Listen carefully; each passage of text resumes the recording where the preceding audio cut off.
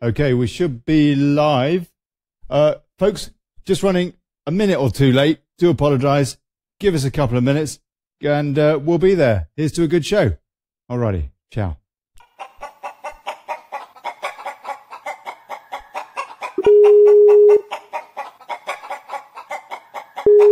One, two, da, da, da, da. Ooh. Hello. Hold on, David. Just a sec, mate. Hello. Oh, look at that. Oh, okay. Oh, yeah. We'll be right with you. Hold on. Daily Brexit, live at 5, Tuesdays and Thursdays. Daily Brexit, coming up shortly. Live on Tuesdays and Thursdays at 5 p.m. Live at 5, Tuesdays and Thursdays. Daily Brexit, yes, coming up soon. Daily Brexit.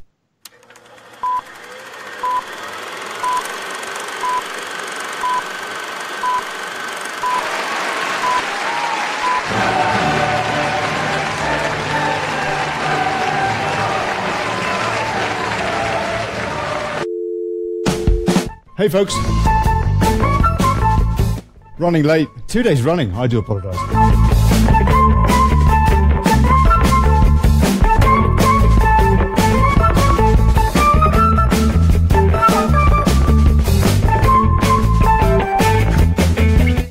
But hey, welcome to the Daily Brexit. Holding democracy to account, fighting for self-determination, and exposing plutocracy. I'm Ollie Connolly. Thanks for turning up.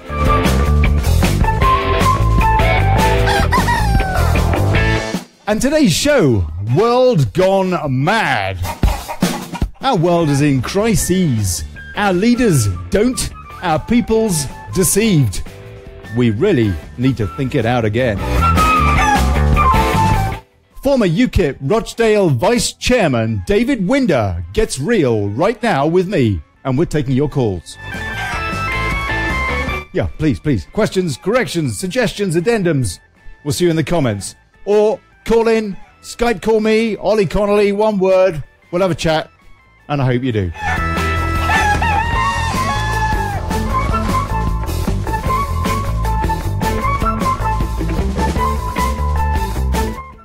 Yeah. Please share the show. Let folks know we're talking, we're watching, we're thinking, we're active. Actually, you know what? A bit of a show note. We got 1,000 likes yesterday. We got 1,000 likes. Yeah. Thank you.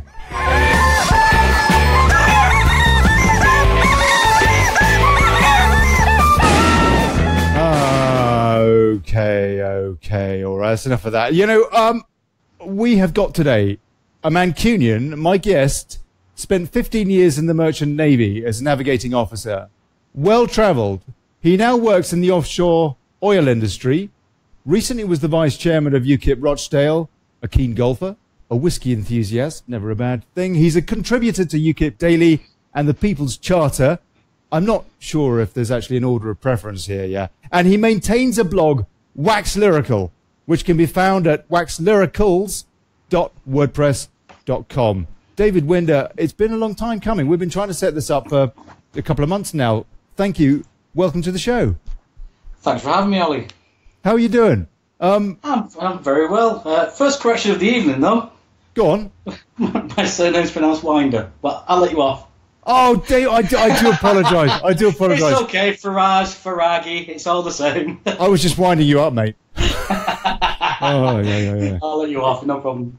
World Gone Mad. I kind of suspect we got a few things to chew on today, and I guess we could kick off. They're in your neck of the woods. Is Manchester mad for the Tories? What do you think of this conference? Well, it started out not on the particularly good note. There's a lot of bad press. The far left Momentum Group issued their own little private welcoming party to the Tories. I'm sure you saw the photographs in the media. Yeah. Their banner draped along Pomona Bridge saying "Hang the Tories" and Hang the Tories. 2 effigies hanging from the bridge. Now, it's not the best welcome I've ever seen for a political party to the city. And were the effigies recognisable as anybody in particular? Hammond? No.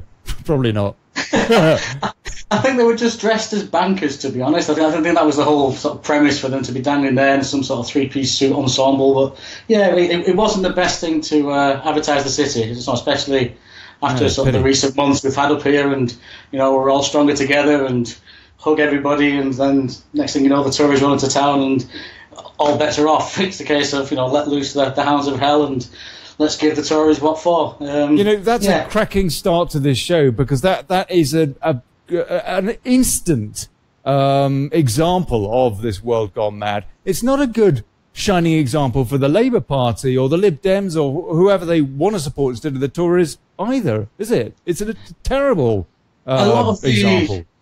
A lot of the local Labour MPs have distanced themselves from this kind of thing, and rightly so. I mean, it's that kind of nonsensical rhetoric that just because somebody has a different opinion to you, that somehow sort of the threat of violence, or even though it might not be explicit threat, but it's still hanging in the air. And we don't need it. We really don't need it when you're just trying to have a conversation with people. And this kind of nonsense, it leaves a bad taste. I mean, for instance, I saw on just social media the other day, there was a Momentum choir singing various songs in the Arndale Centre in Manchester. Right. And they're all happily singing away. And one of the lines they were singing in this particular choir, and they had families walking past, women, children, shopping bags, and they were singing, they were only happy with Boris Johnson's head on a stick. Now, That was a choir? I was a choir singing like this. Like a church choir? I'm not too sure. They seemed to be an all-female choir, but it was something to do with Momentum, and they were all happily singing it and cheering away, and it just... That reminds me of this kind of attitude on CNN, say, to Trump, where on Inauguration Day, they're running stories about the possibility of him getting assassinated. Yes. And they talk about an incitement to violence. It's as if it's become normalised, this whole thing that just because the Tories are here and they are a focus of vitriolic rhetoric, and there's no need for it. We know that they're doing a lot of things which are very contentious. Some will say it's needed, whereas others say it's not needed. But again, it depends on your viewpoint, where you're coming from on these things. But just because, it's not the best advertisement for a city which made headlines worldwide for its response to the terror attack. That's right. We should react to it. Exactly. Manchester's, we're forward thinking, and then the next thing we get the tourists here, and it's just gone back to square one. It's quite bizarre. And it is, unfortunately, it's a section of the Labour Party on the left who are sort of doing these things, and I've had it myself when I was vice chairman of UKIP. I was knocking on doors, and some of the people, particularly on the far left, the Momentum group, I'm quite happy, I'm quite approachable, I'm quite easy to talk to. If someone wants to have a conversation with me, I'm open, I'm quite happy to... Well, it took you 2 months to get you on the show, mate. Yeah, I know. I realise that. Fair point. No, absolutely. I know you are. But this is just a joke. I mean, we've got to pull together. We can have disagreements. We can have different changes of direction. But come on, there is a line. I mean, and when Joe Cox was killed tragically last year, yes, there was all manner of political capital made from that by people on the left because. This was justifying their stance that everybody on the right is wrong because this is what they try to pin the idea of Joe Cox's murder on the rhetoric coming from the Leave campaign on the subject of immigration. They certainly did, and it was all because of the language you were using that Joe Cox was killed. Well, what's the difference between that? Trying to pin that, which I'm sorry, I still fail to see the connection. Yes. Sorry, excuse me, that was my fault. Carry on. But when you've got actual banners saying "hang the Tories," you can't be any more explicit than that. No. And then by normalising it in a shopping centre with a nice happy clappy choir singing "I'm only happy with Boris Johnson's head on a stick," that's wrong. It's very, very wrong. Don't care which side of the political spectrum you're from. That's wrong. Blimey. Where are we going with this? This anti-far thing. What is it? Anti-fascism. They're supposed to be against that kind of behaviour, And yet it appears that factions of this anti-Far movement, such as Momentum, I think that it's fair to say there's a kind of a Venn diagram going on here where these political ideologies have a close correlation to each other. Yeah, this, if you like, more hard left socialist and actually fairly mainstream left. Yeah, even if you look, for example, at the Clinton Easter type supporters in the States, I mean, I've got some friends who've gone way overboard in the way they talk about Trump. They would laugh about an effigy such as that. What was it? That comedian on CNN or whatever that got kicked off in the end because she had she did some artwork with a picture of Trump's head chopped off. Griffin lady. Incredible. And yet the media seems to be going along with it. The left seems to be going along with it. It seems to be acceptable. I've got friends who have been on demos and all sorts of things, and I went on the March Against Terror in Manchester a few months ago. Right. Yes. Anne-Marie Waters was speaking.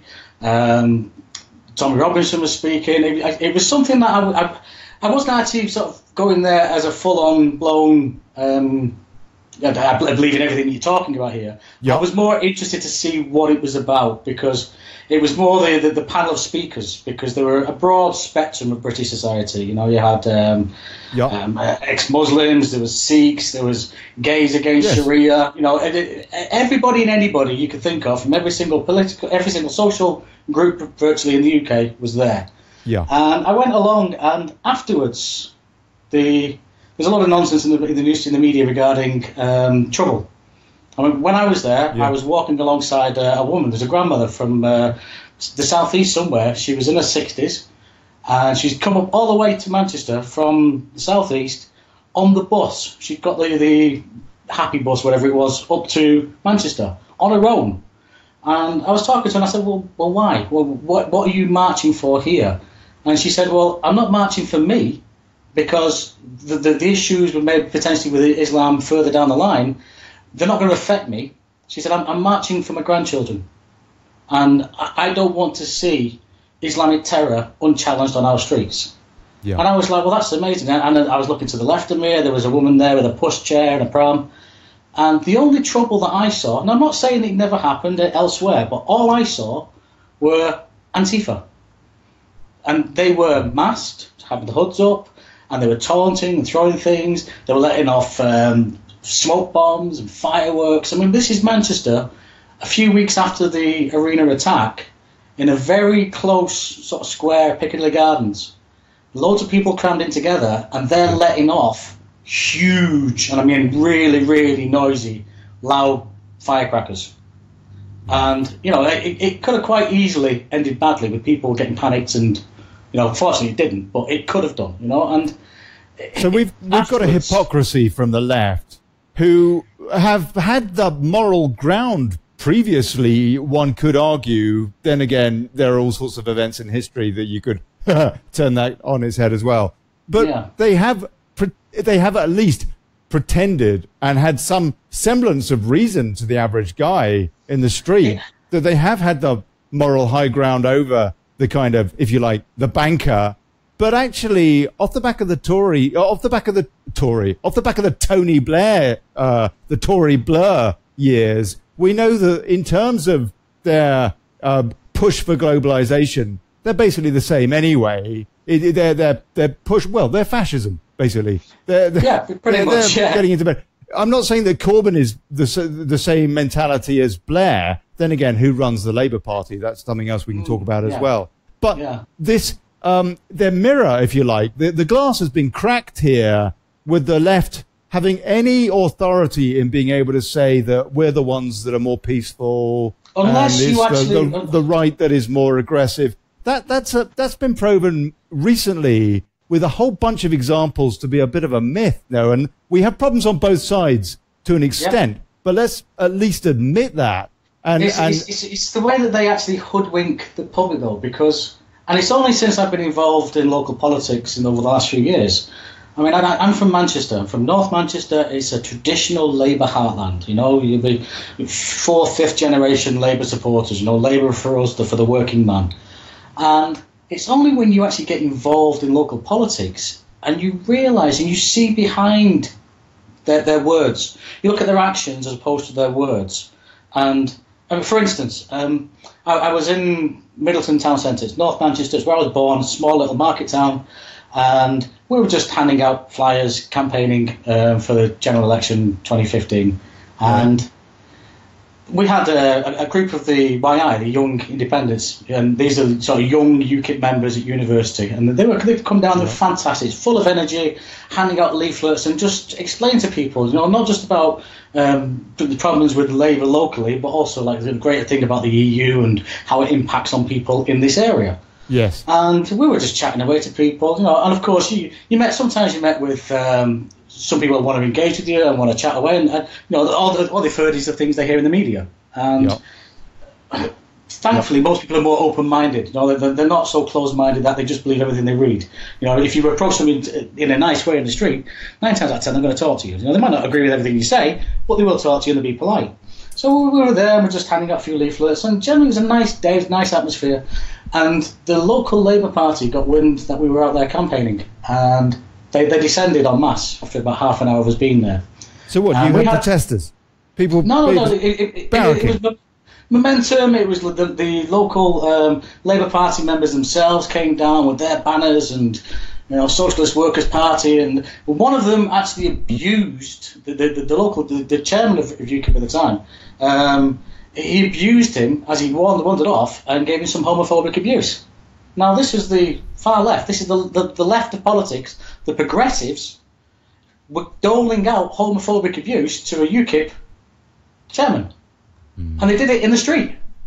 Now, we logged a complaint with the police and nothing ever came of it because, and that's another story, but they say one thing but do another. You know, or they cause a problem, sit back, and when somebody else tries to fix the problem they've caused, they then blame the person trying to fix it. It's like trying to blame a fireman for water damage putting out a fire in your house. Don't blame the fireman, blame the person who started the fire.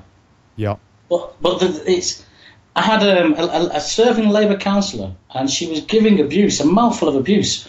We had this young girl with us from the YI, and she was from Sri Lanka originally. Mm-hmm. And she was studying over here, and she was dishing out. She was fantastic. She was so full of energy. And this serving Labour councillor, a lady serving Labour councillor, started giving her a bit of abuse, a bit of a mouthful of abuse. So I heard this in the distance, and I wandered over and I sort of put my arm between the two and ushered my girl away and said, "Come on, leave her to it. Don't get involved." And she stood there, this Labour councillor, in my face in the middle of the street, and she called me a racist. Now, I just laughed. You know, I was taken aback, to be honest, but I just laughed. I said, "Okay, look, don't shout at me. I'm stood here. Explain to me why." And she just went, "You're a racist." I said, No, you're shouting again at me. Stop shouting. Explain to me, talk to me. I'm just here. Explain to me why I am. Because, you know, all the policies that UKIP have got, these are common sense. They're not racism. I said, I've travelled the world. I've lived abroad. My partner at the time wasn't even a British citizen. I said, so, you know, explain to me why you think you've justified in calling me that. And she stood there with a real quizzical look across her face. Do you know what she said? She just said, "Well, you know you are." And that was it. That was her argument. And I just laughed at her. That's a bit like that guy that Rees-Mogg was talking to yesterday. Pretty much, yeah. Who was basically saying how, I don't know, he was criticising him and he was being pretty rude and very mouthy. And Rees-Mogg just answered his question eloquently, as he does, and explained it from his point of view, but the guy didn't want to hear it. He did calm down, because people do calm down when you address them in a calm manner. They tend to.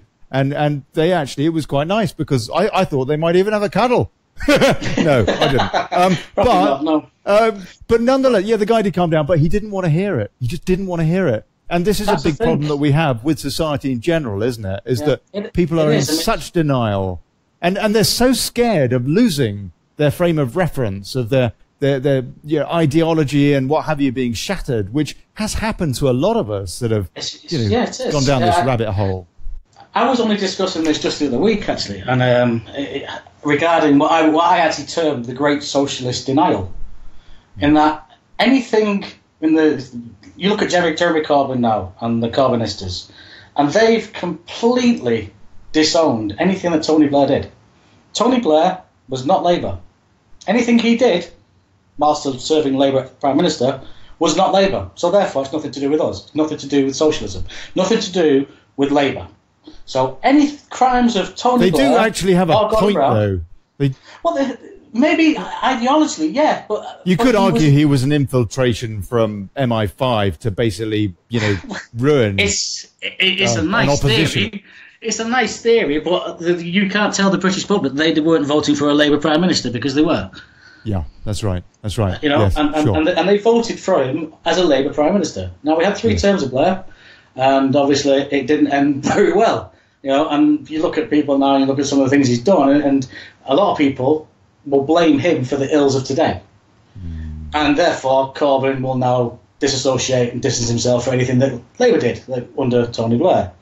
But then expand it further. You look at socialism of the 20th century. You look at sort of Stalin and Lenin and... I said there were examples that weren't so hot, actually. Carry on. They all assume that theirs is the true socialism, theirs is the true left-wing think. That's the correct way of thinking, and everyone who's preceded them is wrong. Therefore, anything to do with anything that came before is nothing to do with me. You look at what's happening in Venezuela now. It was only a few years ago Mr. Corbyn was praising Venezuela as a model socialist society, and I read just recently that they're now resorting to selling their hair and eating flamingos. That's from the World Wildlife Fund. So he's renationalised the oil industry. I mean, I work in the oil industry. I actually get to know quite a lot of what goes on within the oil industry. Right. And Venezuela, I think, is the 5th largest oil and gas deposits in the world. Yeah. They should be throwing swans on the fire, and these people should be swimming in money. What has happened to that money then? Well, the profits from their oil industry now. Obviously, we know the price has collapsed. It's recovered a bit. But it's partly to do with the oil price, but predominantly it's to do with the fact that when he got elected on an idea, again, of creating a victim class, and the victim mentality was... You're talking about Chavez. Mr. Chavez got elected by telling the people that they weren't living the life of luxury they'd been promised because those greedy capitalist oil companies are taking all your profits. And he promised to redistribute the wealth, which is what Mr. Corbyn wants to do. Redistribute the wealth, which is great. Yeah. But these oil companies, they're a business. They're there to make profit. They're not there for a social enterprise. They are there, at the end of the day, to make money. So all the exploration, all the production costs, the infrastructure, everything is calculated that if they put in $1, they'll get $1.50, $2 back. There is a return on your investment. Businesses don't work any other way. So when Mr. Chavez came in, and he basically grabbed the profits, and he started renationalising oil wells and oil fields. And I've got a friend who works down in London. He works for one of the very large shipping companies, one of the big, large oil shipping companies. Yes. And Chavez actually stole their ships. They were at anchor off Venezuela, waiting to take oil out of the country, and he just appropriated them. Now, when you've got oil companies, and these are the guys who, they take the oil out of the ground, they process it, they ship it, they find a market to sell it. They do all this thing, and I know people have got a bad idea of oil companies, and that's another conversation. However, they also invest in the area. They get the oil from A to B, and without the oil company, that oil does not come out of the ground, because there's certain expertise that you need. So Chavez came in, he started nationalising oil fields again, oil companies have bought these things on licence, and he's just tore the licences up and said, no, we're having those. We're taking them back now, and all the profits will be for the people. Well, which oil company is going to invest? Which oil company is going to take the time, after they've had an oil field taken off them, to then start taking the oil out of the ground to then be told they can't have the profit from it. So as a result, oil production in that country has gone through the floor. Now, is it fair to say that we are in a situation now where we know that governments are not very good at running things, generally speaking, that they do not have the same motivation economically to run something efficiently? We know that. And that's why socialist governments nationalising whatnot can go awry. On the other hand, we also know that there are certain parts of our infrastructure that there's a strong argument, not least if we got into some kind of war with a foreign power or what have you. There are some strong arguments, for example, why maybe, the water companies should be English, not French, just in case, and things like that. But that doesn't necessarily mean that they be nationalised, though. But do we not need to get back to the mentality that government should be smaller, but be regulating as opposed to taking money off the side for cronyism and so on and so forth, fascism, basically? I remember in the early 1990s, I was in the Navy. I was a merchant naval officer, and I was in and out of the Gulf region quite frequently. And then the Gulf War kicked off, the first Gulf War. And previously, under before early Thatcher years, the British merchant fleet was enormous. It was the biggest merchant navy fleet in the world. And whenever Britain had some sort of foreign endeavour to go on gunboat diplomacy and go and drop a few warships somewhere, they could always call the British fleet, merchant fleet, to provide vessels as support. And the government would appropriate oil tankers because then you could fill it up with bunkers to fuel your ships. Right. Now, what happened in the late 80s, mid 80s onwards? Shipping companies started moving themselves around the world and away from London because the environment in London it wasn't the best, so they could get better deals elsewhere, less regulation, and we lost pretty much our entire merchant fleet. Now, when the Gulf War kicked off, this is talking from the tail end of the Falklands, 82 onwards, we started the big decline in the merchant fleet. Yes. From 1990, when the Gulf War started, we didn't have any ships. So when the Navy wanted to send HMS whatever to the Gulf, and they wanted all the support vessels to go with them, they didn't have a merchant fleet to call on. So they actually hired in. They went to France. Can we hire some of your ships? Now, it's very short-sighted. Like you're saying, that there's certain industries which should be, they're crucial to national security. I'm thinking steel industry. What's just happened recently, and all the steel plants have been shut down. Yes. There's certain key industries which are vital to national defence. A healthy merchant fleet was one. Steel industry is another. You could maybe argue actual defence contractors. Mm-hmm. They are vital to national security and national safety. But we've opened our markets up, and we're a free market country. We've opened the markets up. Maybe we've gone too far, because I know in other European countries there's certain industries there which are protected. Even under EU law, they're still protected. And they will not be opened up to competition. Now, I look at what Mr. Corbyn's proposing about renationalising the railways, and good God, I hope he never gets in power. I remember the days of British Rail, and I remember them. It was just a bottomless pit of taxpayers' money just being shoveled in. Now, I don't agree with the way it is at the moment, because you look at the value for money, we're still giving massive subsidies by the taxpayer to these rail network companies. And are we really...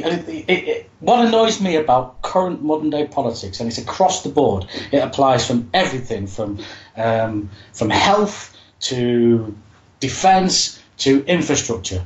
You've got the two main political parties, your Labour Party and the Tories. And under our current voting system, that will always remain the same.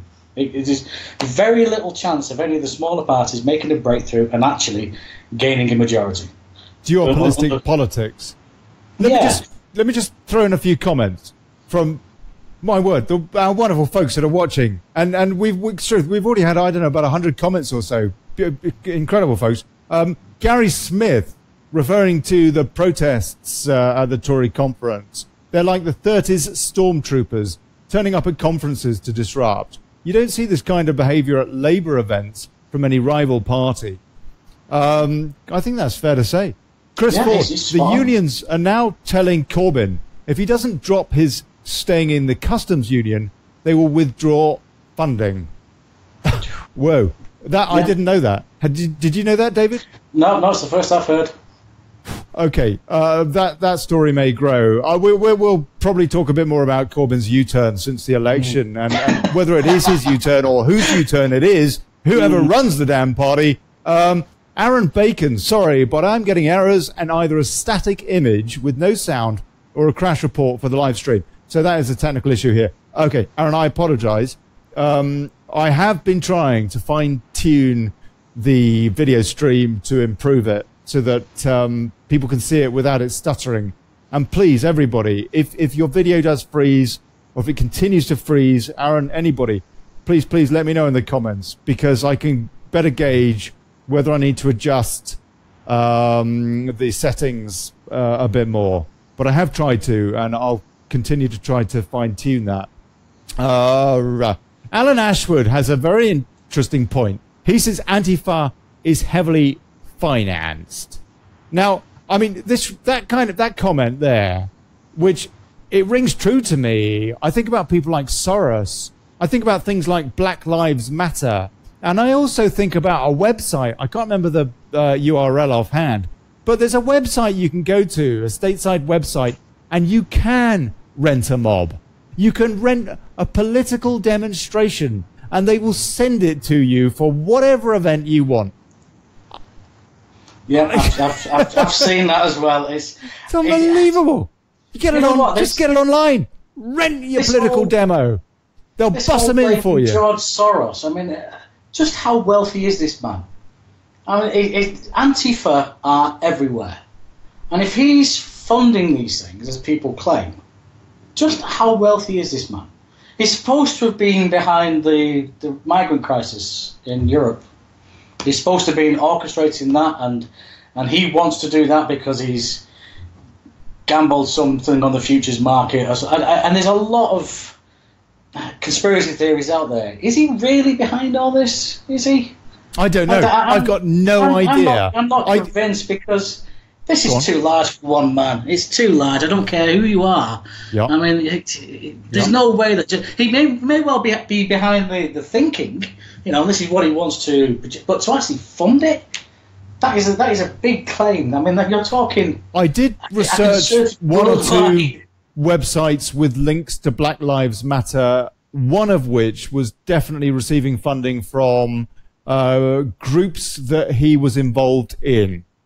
I know that from my personal research. So I know that there is a connection, but whether or not he personally is directly responsible or to what degree, I don't know. But what we do know, for example, is just the logic of even having a group called something as sectarian. This is the thing that I'd like to see. Where's the equivalent? Because one thing I've noticed with politics is whenever you get a group such as Antifa, funded supposedly by George Soros, there's always an opposite equivalent. So yes, and if there isn't one, it gets invented. So therefore, it justifies that one's existence. Like today, for instance, a prime example: Amber Rudd speaking at the Conservative Party conference. Oh, that must have been lovely. Oh, it was marvellous. It was such a wonderful woman, and I was fascinated listening to her. Put her leadership aspirations on the. Okay, go on, carry on. I think her leadership aspirations. I think from the reaction she was given and the the welcome she was given even by her own conference, I think that's going to be put on hold. She did actually mention at some point that she was in a marginal seat, and why she felt the need to tell a conference that I don't know, but she did anyway. Let's go and canvass. Yes, go and get hold of the equivalent opposite Mr. George Soros, and we'll get her out. She is like Minnie May. She's Minnie May. Right. May. So what was she saying? What was she saying?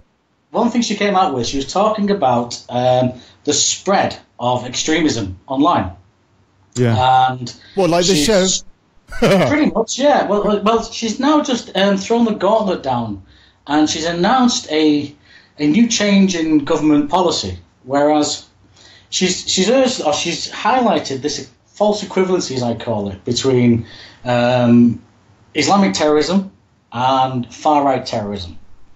Now, we all know that the devastation caused by the Islamic terrorists, and it's not just in the UK, not just in my city of Manchester, it's worldwide at the moment. And to equate what's happening there, which is religiously driven, it might not be everyone's Islam or their version of it, but it is geared in Islam, their own particular idea of it, to equate that and form some sort of equivalency with the far-right terror. Now, I'm hard pushed, other than maybe Joe Cox, which has been classed as a terrorist incident by a supposed far-right supporter, I'm hard pushed. We had the guy from Wales who drove into the crowd of people in London, Finsbury Park, and outside the mosque. Outside the mosque. Can you really equate those two incidents, as bad as they are? I'm not going to condone them. And those people who carried them out, they deserve everything that's coming to them. To be honest, and it's wrong. No one should be acting out violence just to get their own way on their worldview. That's right. It's a ridiculous way to act. People need to breathe. People need to breathe. Count to 10. But she's announced today that a new direction of government policy, that they are to make it illegal to not only act or try and distribute extremist material on the internet or social media. They're now going to make it illegal to view. Okay? Now, that'll be fine. Okay, well, I've got no intention whatsoever of viewing any extremist material on the internet, so it doesn't apply to me, so it shouldn't concern anybody. Yes. However, because of this false equivalency and opposite equivalency they're talking about, they're now putting it into not just Islamic extremist material, but they've thrown in this far-right extremist material.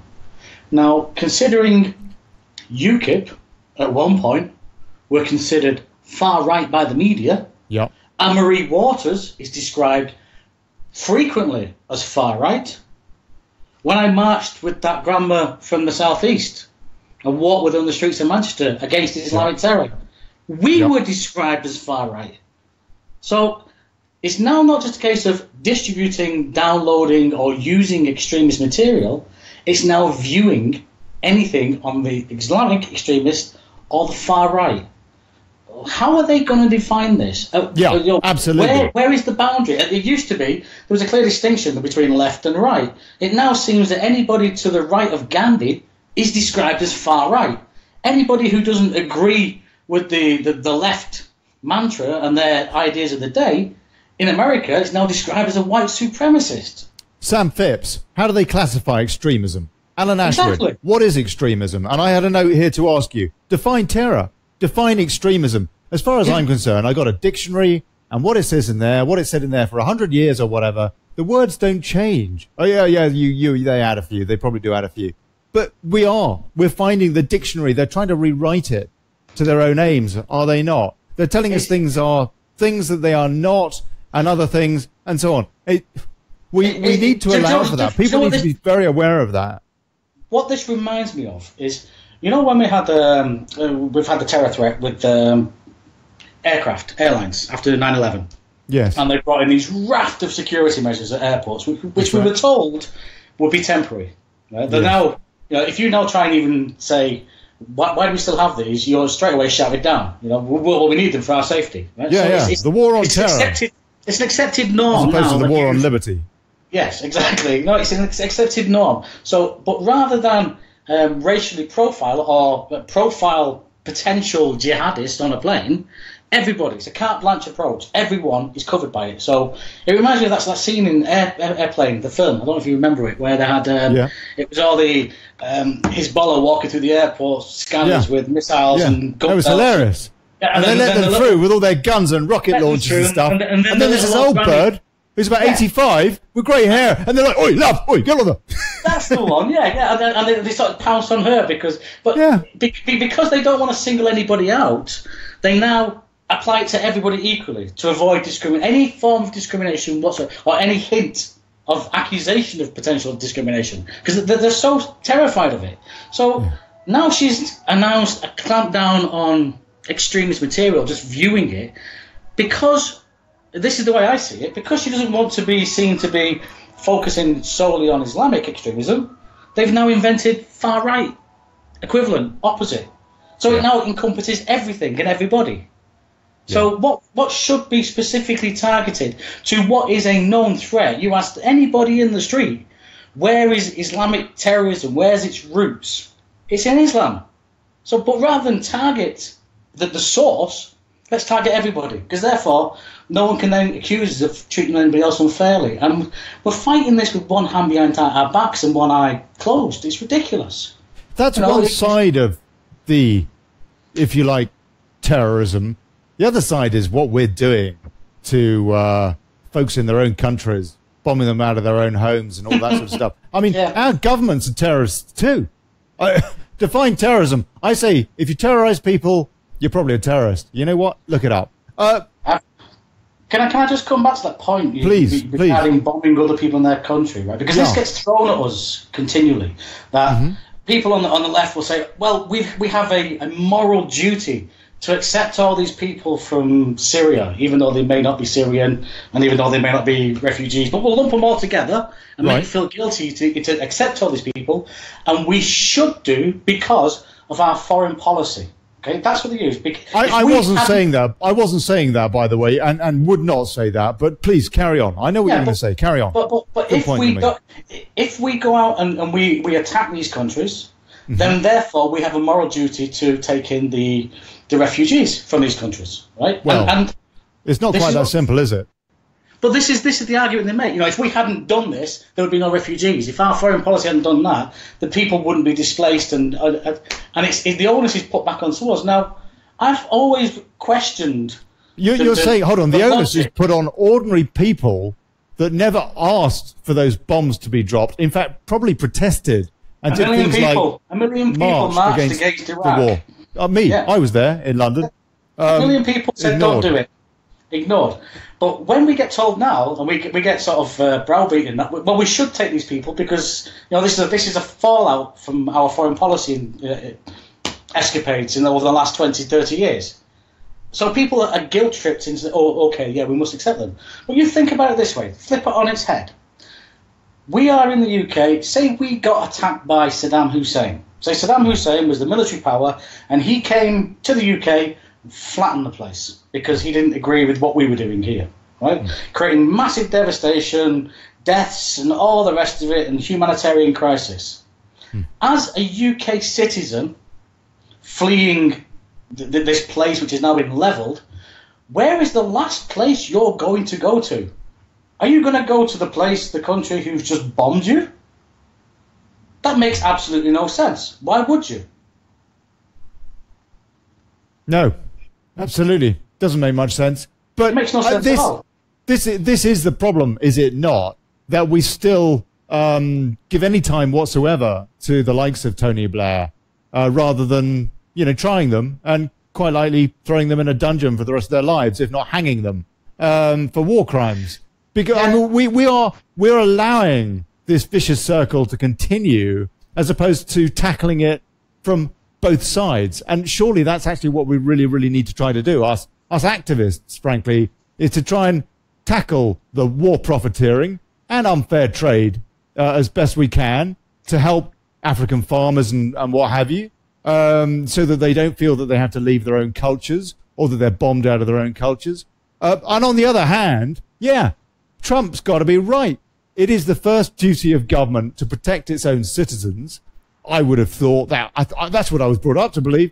And if you're going to let people come into the house, you're going to check them. You're going to screen them at the door.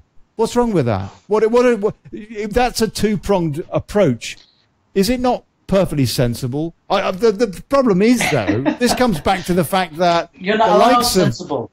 You're not allowed sensible. That does not fathom in the political it doesn't. centre of Westminster. It's sensible and common sense. This is nonsense. No, what we have pressure groups and vested interests, and what they say and what they push, that's the reality. What the average man in the street wants, he'll go away, because at the end of the day, they'll put another blockbuster episode of Coronation Street on, and most people will go, yeah, but what about the war in Iraq? Oh, hang on a minute, what's Deirdre Barlow doing?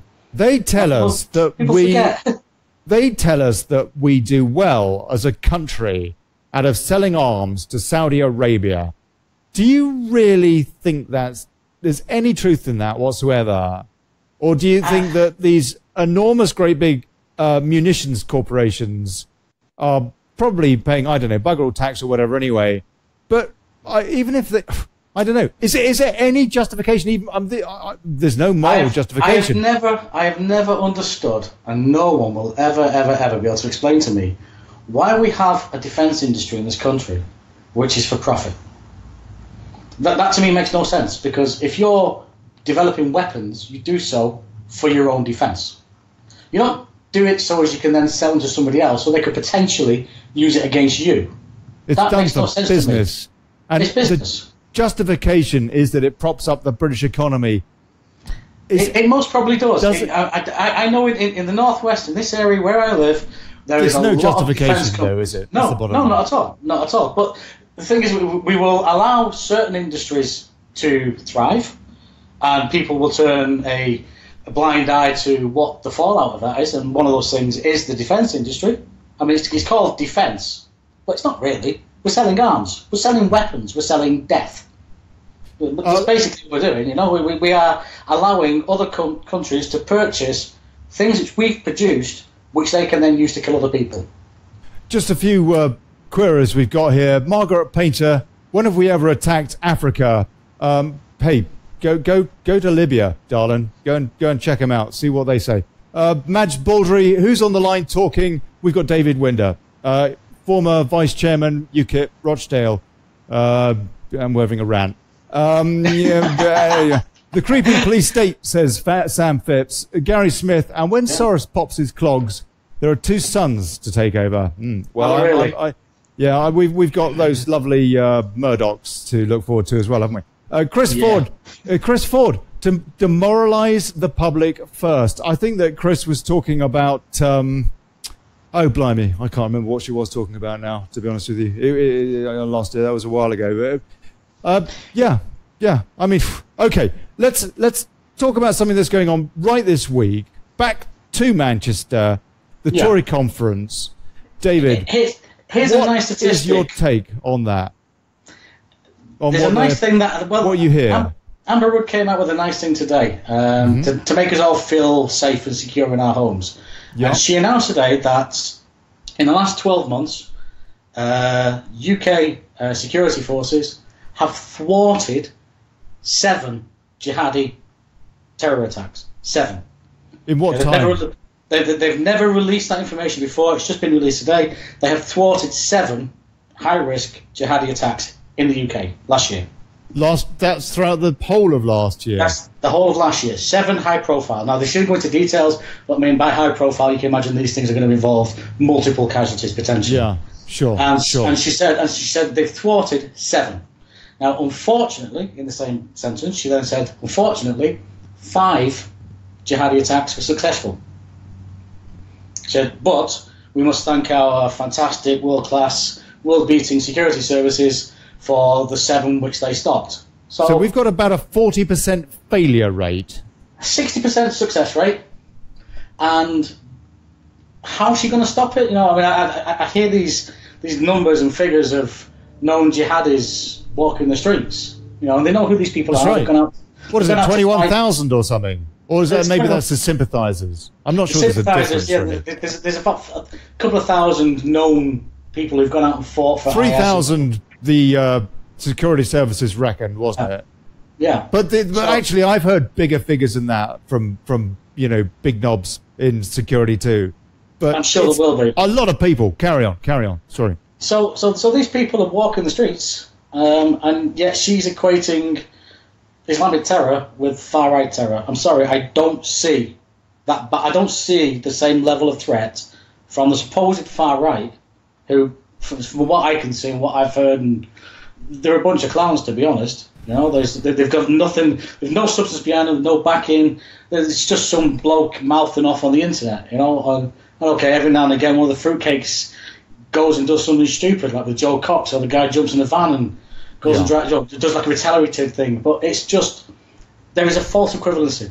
You know? I have to say that as terrorism goes, and I suppose that you would judge the numbers involved.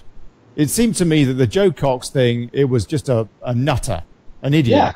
Yeah. And the Welsh guy that drove up the pavement outside Finsbury Park Mosque. Yep. In his case, he did seem to organise a few things to get there. So maybe it was a little bit more contrived. But nonetheless, basically the guy was a nutter. They're not part of a big system. I've always understood from a country like Saudi Arabia that is looking to break a society, apparently, as it looks. No? I've always understood terrorism to have some sort of political motivation or religious motivation or some motivation. You know, it can't just be I was peed off and therefore I went and stabbed somebody, because that happens on a Friday night out in Manchester. You know, if some bloke in a bar looks at you funny, the next thing you know, you get stabbed or you get attacked. I'm not condoning it, it happens, but you can't classify that as terrorism. To have an ultimate aim for the terror, that you're using the terror as a tool for your own ends, that's terrorism. You know, but was Joe Cox, was that other than he wanted to kill Joe Cox, what was his ultimate aim? There wasn't any. There was nobody else connected to it. He wasn't driven by an ideology. He wasn't driven by any other motivation other than anger. He saw, anger. It was frustration, anger, whatever, lunatic. He was not driven by anything else other than I'm going to go and stab her. I'm going to do, that's not terrorism. That is violence, and extreme violence, obviously, but it's not terrorism as I traditionally would know it. I mean, I grew up with the IRA. We had Manchester, the biggest bomb let off in mainland UK since World War II, just in Manchester, with the truck bomb. It was enormous, the devastation, absolutely enormous. Now, the IRA, people equate Islamic terror with the IRA and say, well, no, that was religious terror. It wasn't. I'm sorry, it wasn't. No, it wasn't. It was a nationalist thing. It wasn't about religion so much. They wanted the British. It was about culture, but it wasn't about religion, and it certainly wasn't an extremist dogma. No, they wanted the British out of Ireland, and there was historically all the problems that had happened. They wanted the British out. In the end, Tony Blair got them around the table, and they agreed to a power sharing. There was an agreement. So Sinn Féin, the political arm, sat down with the Labour Party, and they hammered it out and came to an agreement. John Major had something to do with that as well, and I loved old Mo Molem. She was cool. Molem, putting off her wig during the talks to basically lower the tone and say, you know what, we're human. Exactly. She was a girl, wasn't she? She was, yeah. I did. I quite liked listening to Mo. But when you look at the IRA with their political aims, and then you look at ISIS and what their aim is a Islamic caliphate. Driven by their version, might not be everybody else's version, but it's their version of Islam and their understanding of the Quran and the Hadiths and the Sunnah. And if you think you can treat that kind of ideology and defeat it with the same method we use with the IRA, well, good luck negotiating with that lot. Good luck coming to a compromise, because as a non-believer, they want you dead. It's not a case of they want you out of their lands. They want you dead. Convert or die. That was the mantra of Muhammad. And that's the literal, they follow it to the letter. In fairness to Corbyn, at least he's been talking about the arms sales to the Saudis. Yes. At least he is addressing that. He's the only mainstream politician that's addressed it at all that I can recall. No? Well, as far as I'm aware, he's the only one. That is one feather in his cap, at least. No, it has to be on a. If you're looking at See, this is, again, we're looking at, on a moral standpoint, he's right. He's completely right. We should not be selling arms to any other government in the world who could then potentially go and use them to kill anybody else. In fact, we shouldn't be selling arms full stop. You know, they're killing Yemeni kids, aren't they? And as far as we're aware, they're arming ISIS fighters that are then killing our soldiers over there. Exactly. And it's the way of the world. I know it's a horrible thing to say. At the moment, it is the way of the world. And I don't agree with it, and I wish it would stop. I understand, on the other flip side, there are a lot of people whose livelihoods are linked to that industry. Now, that's not justification for using This is one area, though. This is one area. There's no room for pragmatism, is there? Well, I understand that some people, it's not just a very black and white issue. You're talking about people's lives here as well. And I'm not going to say, well, your mortgage is as important as a Yemeni child's life, because it's nonsense. It's nowhere near. But you have to take on board that if you stop arms sales from the UK abroad, that you then have to make sure the people who are employed here in that industry get employed elsewhere. There has to be some kind of a transition for people, sure. That has to be. You can't just say, well, we're going to ban it and stop it, and then that's it, and all you people who work in those industries, tough. It doesn't work that way. So if we can find, if there was a solution to this, I think maybe Corbyn probably is the politician to push it, because he's the only one talking about it, as you say. Which is, it makes you wonder at times whether or not he's the bad guy or he isn't the bad guy. But on a moral standpoint, he's definitely on the side of right on that particular issue. In the case of, let's look at some of these characters for a second then. I mean, he strikes me, to be honest with you, as the only guy who actually is pretty genuine about what he says, that he says what he believes, I think. It's just a pity that he's not any good at maths. But he does seem to have his heart in the right place. He, on the other hand, doesn't seem to appreciate that there is a moral dilemma with passing debt onto the next generation. For example, his student fees plan. But in terms of that, what he said about the Saudis, that surely was pretty important. But it isn't going to give us a good administrative leader for the country, which is, a big problem too. Would you agree with that? I mean, or is it even relevant what this guy thinks? Because the Fabians, the Blairites, they do not want him in power in any way, shape, or. But they're putting up with him, aren't they? They're giving him lip service. They are. And what frustrates me? Do they really want him to be prime minister? Only if they can control him. Do you think they would? Do you think they can control him? I think the proof's already. I think it's already been proven they can control him. You think so? Yeah, as soon as within 2 weeks of becoming leader, after 23 years in the backbenches, talking about how we've got to come out of the EU, it is this, it's that, and then within 2 weeks, he changed his tune. He was very stum. He's kept his counsel. He's not been outspoken.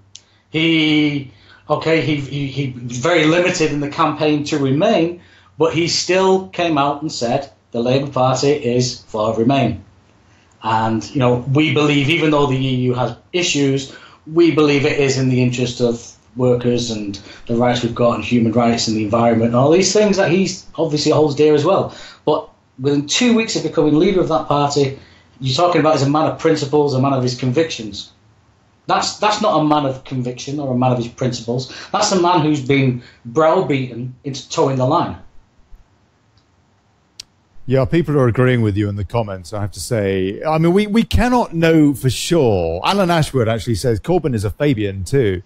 I don't know what evidence we have of that.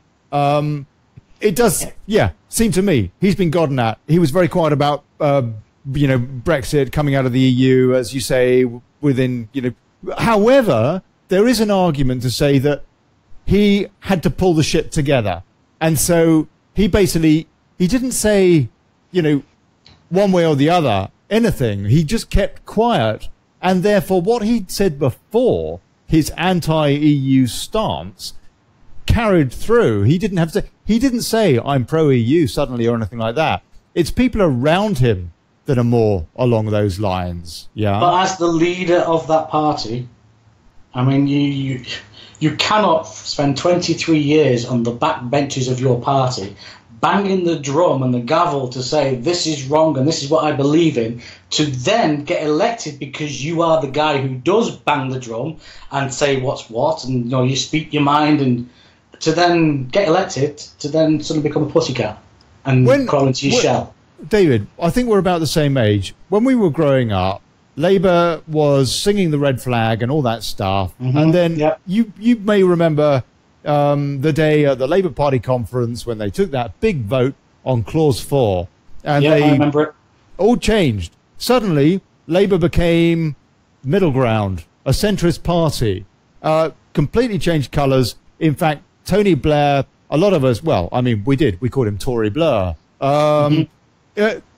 Labour has been devastated. Its heartlands, its grassroots have been absolutely turned upside down. Their colours have been totally changed. They even changed the party colour. Well, Tony Blair liked wearing purple ties, didn't he? And then it's turned. Don't go there. You're not associating Tony Blair with UKIP. and then it's turned around again now with Corbyn. I refer you again to my point. Isn't there just a chance that Corbyn is trying? You could argue that Trump actually is doing a similar deal in the States, where he's fighting the deep state whilst wanting to drain the swamp. You could argue, no? Well, you could, but I mean, unfortunately, he's I don't think Corbyn. I don't think he's got the support he thinks he has, and I'll explain that. The last election, Corbyn was obviously the underdog. Everyone was writing off his chances before campaigning even started. It was going to be the end of Jeremy Corbyn. He was going to get absolutely hammered at the ballot box, and Theresa May would have a romping majority and she can go and do what she wanted. And obviously it didn't turn out that way. No. Now, the Corbynistas and his cheerleading group have put that down to Jeremy. And on the face of it, they may have some credence to that, because he's managed to energise the youth and the young voters, and he's promised them dolphins and unicorns and everything and anything. That's right. But he went to Glastonbury. Went to Glastonbury, addressed the crowd, and and people. He's engaged with the youth and the young vote. Now they've got no history and no experience of living under a socialist government, so. The bad thing which happened, in the past under a socialist government, that is not relevant to them. That never happened. Again, it's this denial. Whatever happened in the past, nothing to do with us. We start fresh now, and Jeremy Corbyn's going to promise you the world, and he's energised that youth vote.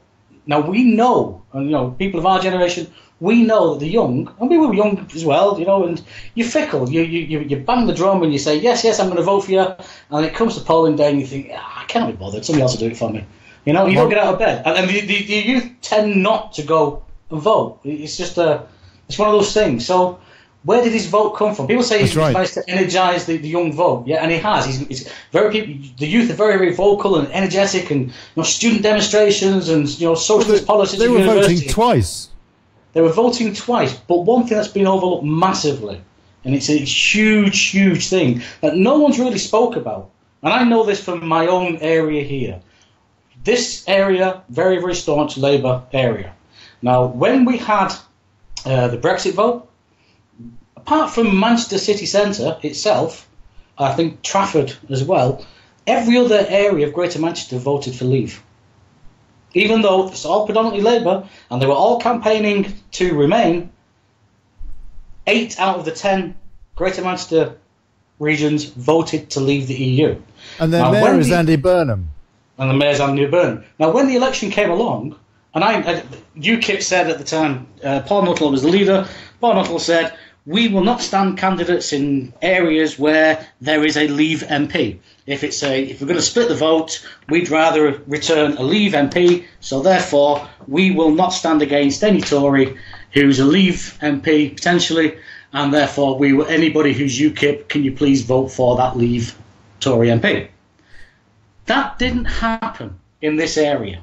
It didn't happen for a number of reasons. The main reason was, and I know this from talking on the doorstep to people, is when you're talking about going against the Labour Party. The UKIP obviously voted to leave, we're not going to endorse the Leave campaign, and it was against the Labour Party policy. The Labour Party policy was it's better for people to remain. So I was having conversation after conversation after conversation with people, highlighting how and why the EU, this is what they're doing and this is how it's impacting on you.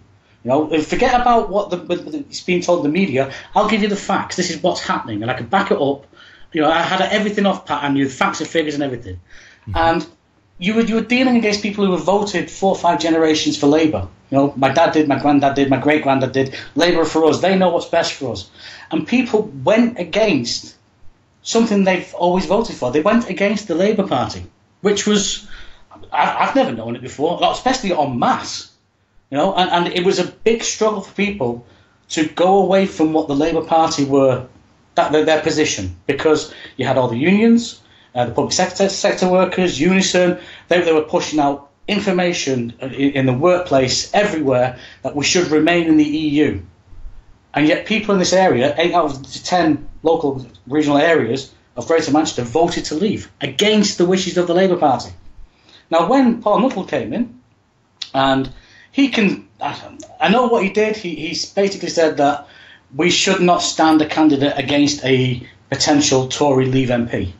So if the MP for that particular area is a Tory and he was for Leave, we don't want to split the vote, so we'll take on Labour in the heartlands. Now, this area is traditionally a Labour heartland. A lot of those people who voted for Brexit, who were Labour supporters, and they wanted Brexit, they still want Brexit, even though it is against the Labour Party position. It was a step too far for them to even contemplate voting Tory.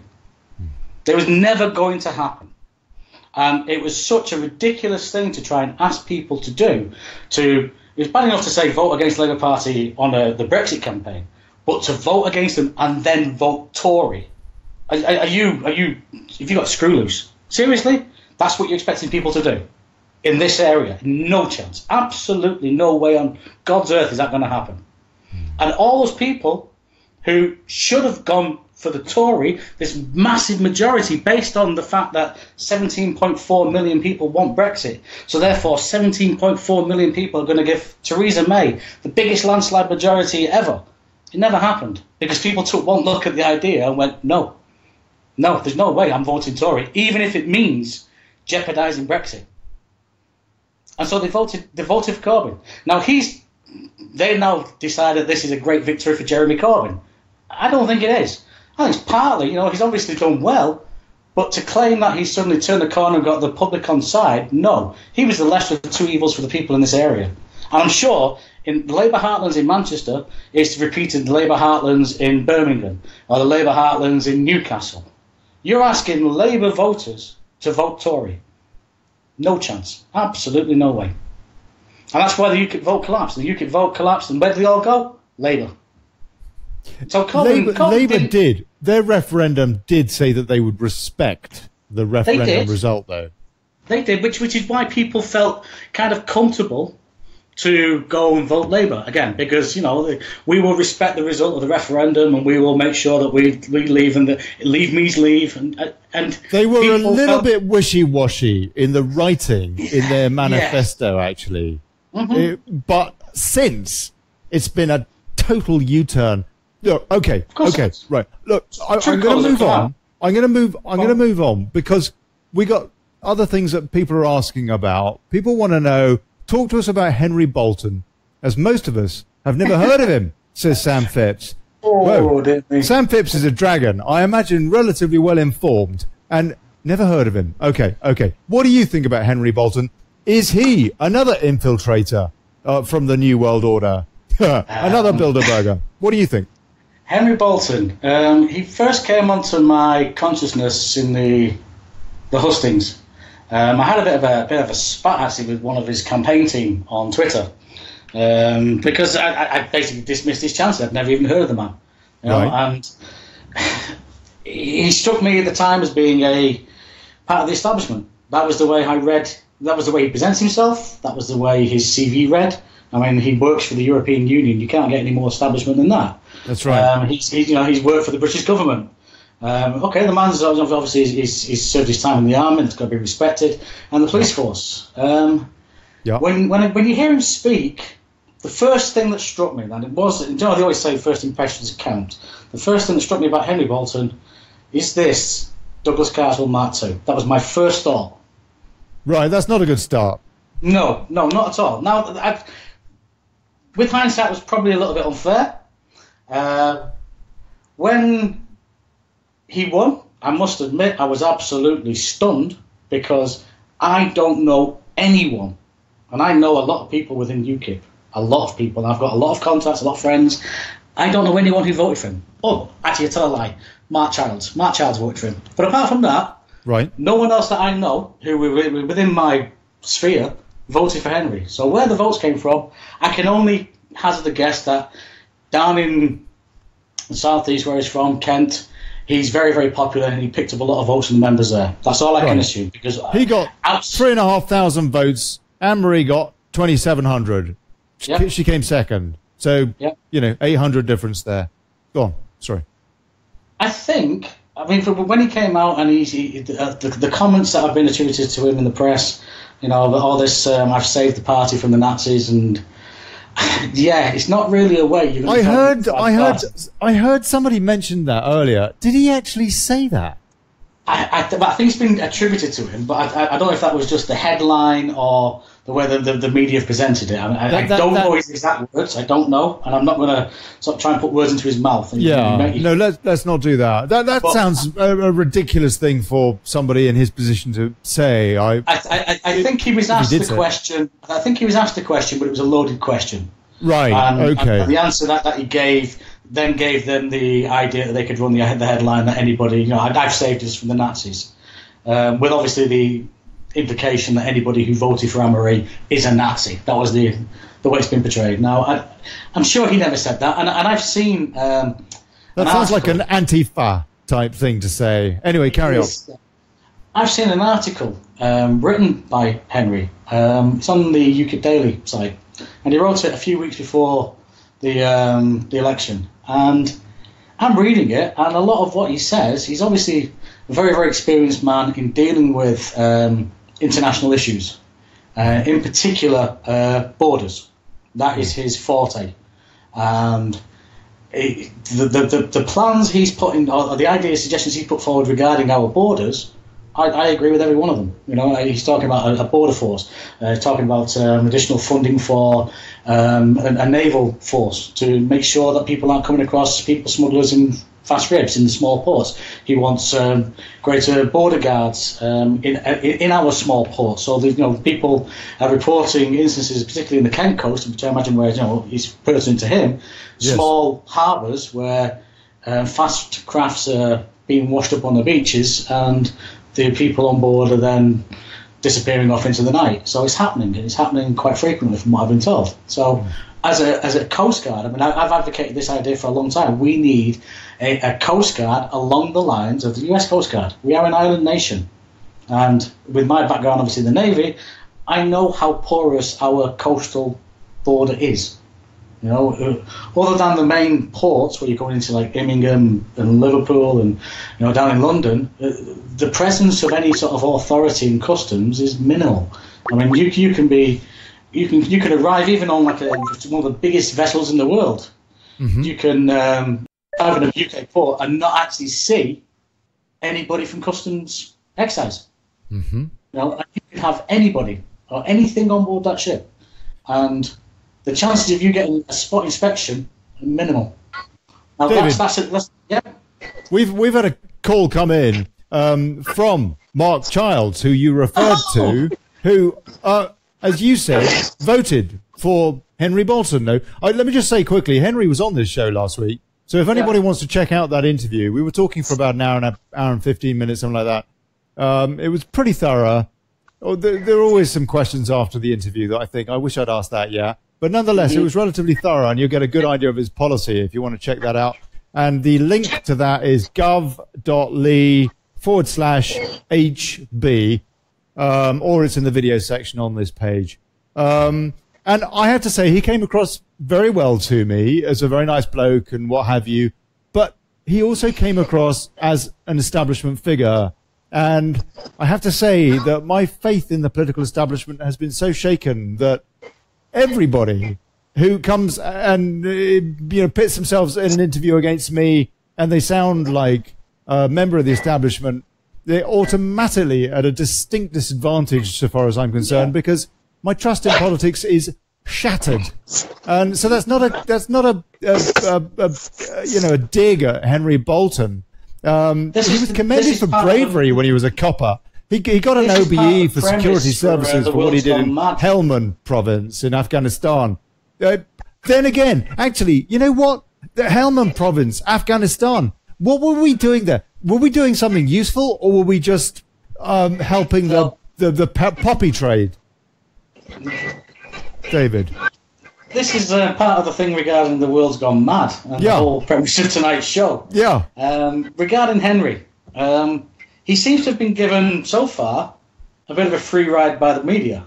You know, no one's actually criticised him. I've not heard anything bad. I've not seen anything bad regarding Henry in any print media or on the news anywhere. Even the conference, apart from people I spoke to, the assembled media disappeared, crestfallen, because Anne-Marie didn't win. Yeah. So their sort of preconceived stories they were already going to write, and they'd already written before she won. It then couldn't happen. You know, they were crestfallen because, oh my God, what's going on? UKIP was supposed to be electing this far right leader, and we can then pillory the entire party, and it never happened. You can practically hear the BBC now. Oh, of course. Oh no. Oh, sorry. Blimey. Oh, sorry.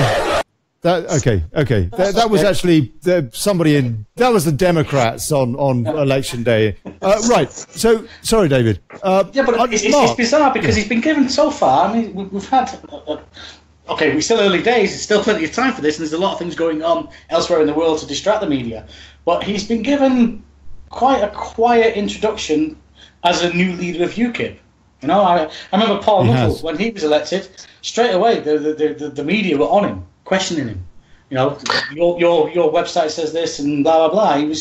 They were starting to nitpick straight away. One could argue, could they not, Mark Childs, that is a good sign. Well, it is a good sign, but also blimey, hold on. Whoa, Mark. Hello, everyone. Stand back from your microphone, sir. Please. Sorry. Evening, Mark. Right. Good evening. Is that any better? Yes, much better. You sound quite sexy now. Yeah, go on. Good evening, all. That probably is a good thing but actually, if we think about it, what is there to criticise with Henry? There is no skeletons in his closet. The man's got an OBE. If people are going to start targeting that, a man that has served his nation, his people, in the army, in the police, then they're going to set themselves up for a fall. There is nothing to target with Henry. The information that he's putting out at the moment is brilliant. It's to the point. It's regular, which is more than, anyone's done for some time from the party. Even probably Nigel is not posting the quality of information out that Henry's getting out about events. He's commented on everything. Las Vegas, Catalonia, literally everything. He made nice remarks about Catalonia. I didn't see what he says about Vegas yet. Carry on. But so there is nothing to criticise, and people are going to look to have a dig because he wasn't their choice of candidate. Let's blame. Now, hold on a sec. I did just criticise him. So what do you say about my criticism, which isn't a criticism as such? It's a suspicion that he could be establishment. You say he's an OBE. One could argue that is not a qualification to be on the honours list. The dishonours list, a lot of us think of it, looking at the ranks on that thing. In fact, it reads like a who's who of paedophilia. No, sorry, hold on a sec. I'm not. Wind that one back a bit. I think you're going to wind that one back a bit. Yeah. No, what I'm saying, what I'm saying is that the establishment has got filth all over its shoes, and it's not necessarily a good qualification to be a member of the establishment as such. But that's without. So, go on. What do you think of that? Is Nigel part of the establishment then, as he's clearly backing Henry? Well, he is. You're right. Yeah. No, he is backing him. And I don't know. He's a Freemason, is Nigel Farage too. I don't know what that tells us. A Freeman of the City of London. But on the other hand, he's clearly done some pretty amazing things. And personally, I would stick him on on one of those plinths in Trafalgar Square for services to democracy. He has proven himself. That's the difference. He's proven himself.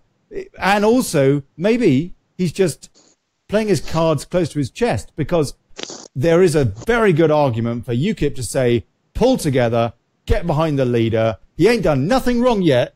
And who knows? He might just be the genuine article. I mean, I'm not going to go into personal conversations with Henry, but I know for a fact that he knows who's the troublemakers within the party, who's been behind the corruption in the party and making sure that certain people don't succeed. And there will be, plans put in place to remove these people from position. I can assure you of that.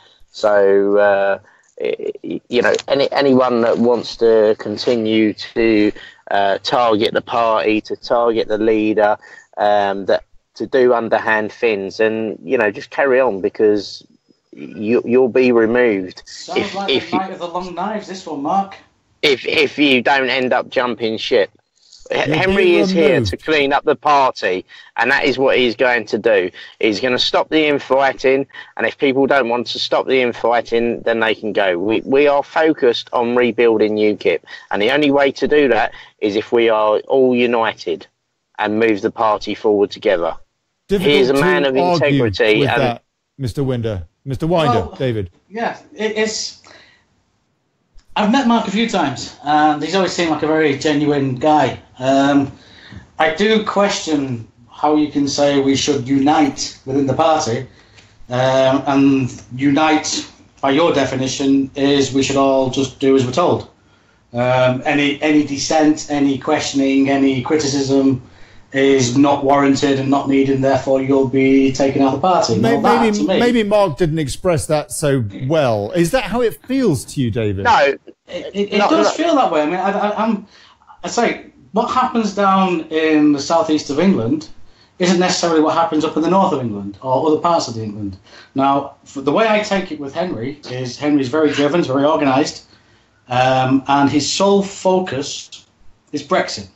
Now that's great, that's why we all joined UKIP back in the days of when we were a fledgling party, and one by one people jumped on, and then we had the massive explosion where we polled over 4 million votes, and that was amazing for a small party with primarily one policy. I mean, we had a full manifesto, we can speak about the merits of that, and it was fantastic. I took great joy in delivering the manifesto and explaining it on the doorstep. However, since the Brexit vote last year, Mr. Farage left, and just when we thought we were going to ride that wave of optimism, that wave of Brexit, that we've stuck it to the establishment, and all the people who came with us and jumped on board with us were suddenly leaderless. It was like, well, the summer passed and nothing really happened. All that wave of optimism that we're going to do this and we're going to leave the EU, we're going to take back control, and it never happened. And then we've had failed leadership elections since, Diane James and obviously Paul Nuttall's reign. There's a lot of... Why did Diane James quit? I don't know. I don't know. What was the backstory to that? She was only in the gig for about 2 weeks. I think it was a case of it was the opposite of Ronseal. I don't think it was exactly what it said on the tin to her. And she was sold one idea and then realised, looking at it from actually winning the thing. There's a lot of UKIP smoke surrounding her resignation. Yeah. There's something not right. I don't know. I don't fully understand it. What do you think about that, Mark? She wasn't given the security as promised. There was no budget to give the security to her because money hadn't been paid in by Aaron Banks, and all of the security was still protecting Nigel. And she wasn't given the free reins to do the changes that she wanted to do within the party. No leader's ever going to be able to do that, though, Mark. I mean, that's never going to happen. You know, the party. No, but the party is not driven just by what the leader wants. The party is driven on a democratic basis. We have an NEC. You know, we have party rules, and they're agreed by the membership. So you can't just expect. And this is the problem that Nigel had. And don't get me wrong, I think Nigel Farage is the greatest living Englishman. He is, in my eyes, he's up there with Churchill. He's saved this country. He's one of the good guys. And even so, he still wanted to overrule, at times, the constitution of the party and the rules of the party. And I'm sure he did. He wanted to do it for the right reasons, you know. But that's great. Bring the membership with you. If you want to change things, explain it to the membership, vote on it, propose a change, vote on it, and let's change the constitution. You can't just come in and just because you feel like, things are moving too quickly and you have to react. The party can't work that way because that becomes a dictatorship. That is not a democratic party. Yeah, no, I totally accept that, but I'm talking in terms of stuff which is in the leader's control, like total review of what the UKIP shop is, and just generally stuff like that. But also, Diane James was her own downfall as well, because not many people know this, but she is deaf in one ear, quite severely deaf in one ear, and she doesn't like people to know she doesn't wear a hearing aid. So you actually, just made it public on the radio. So when well, I'm not saying anything. This is all allegedly. No, everything's allegedly on this show. Well, I was told it from a good source and friend, but so people assumed that she was being rude, which of course she wasn't. People were trying to talk to her from a distance and get her attention, which she did not know. Obviously that is a problem. This whole thing with Henry and Nigel's backing, and don't get me wrong, I say I will. If Nigel says something's good for UKIP and it's good for Brexit, I'll go with it. I'll defer to his greater knowledge. He knows far more about it than any of us. And if he says Henry is the guy to deliver Brexit, then Henry's the guy to deliver Brexit. Of that, I've got no doubt. I'm looking at his credentials, looking at the way he's hit the ground running.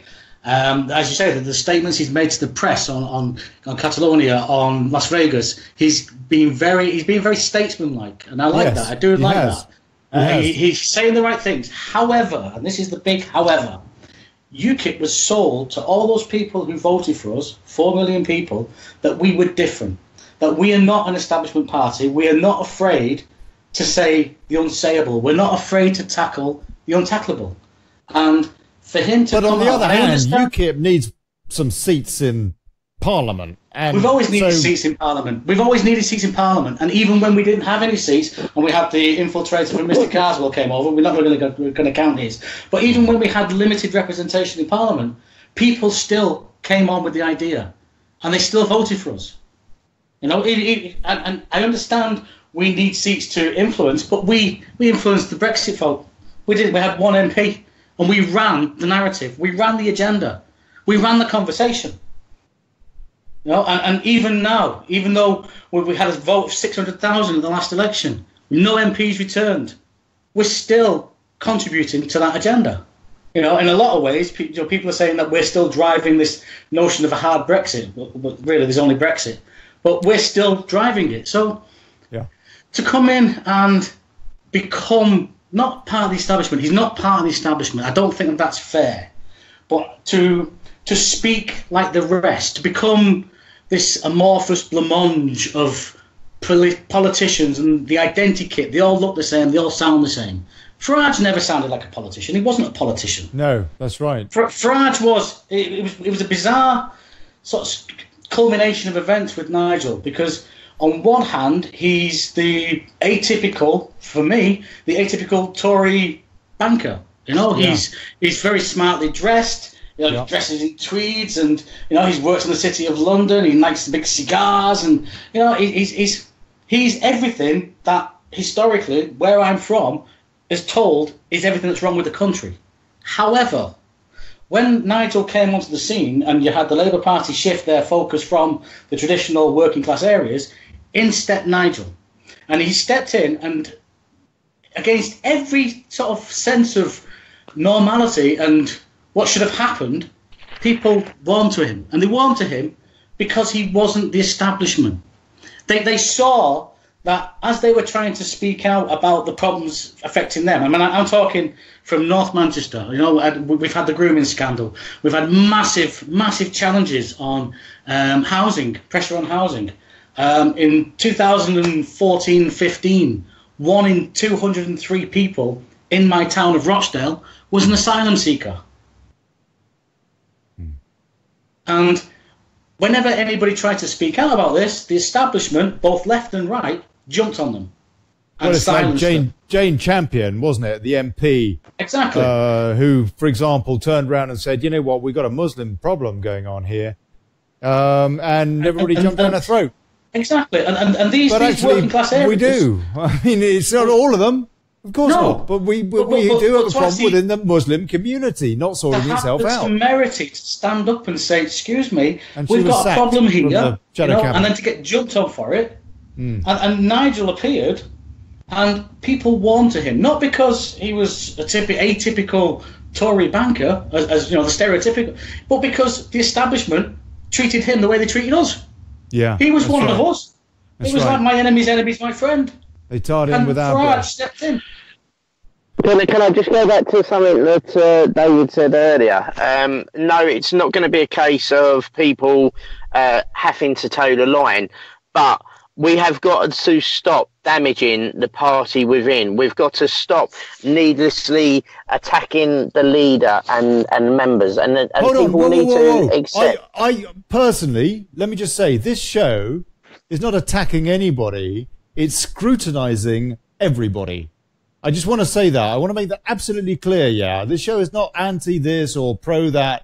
I'm not claiming that, but no, Mark, I'm just saying, I'm making an editorial point. I just want to make this clear because I probably ought to make this point anyway, given that I did those leadership interviews last week and what have you.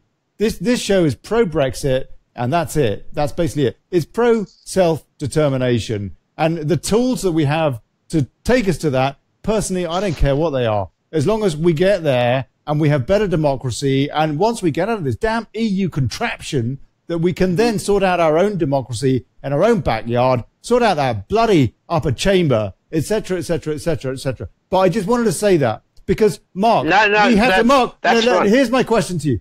We have to scrutinize our leaders, not least given the lack of trust in politics. Oh, and I totally agree. And, I think David would vouch for me. I've been one of the loudest people to speak out within the party when I don't Henry think would anything's understand right. That too, surely. And hence why I have been a target of the party, who have not been able to stand for position.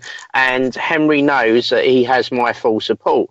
He also knows that if I think he's backsliding on anything and not serving the party or the members in any way, shape or form, then he will find me opposing him, just like I did with John Rhys-Evans when I felt something was not right during his campaign, when I saw him drop off, when certainly some of the things that he'd said to me, his support for Amory Walters.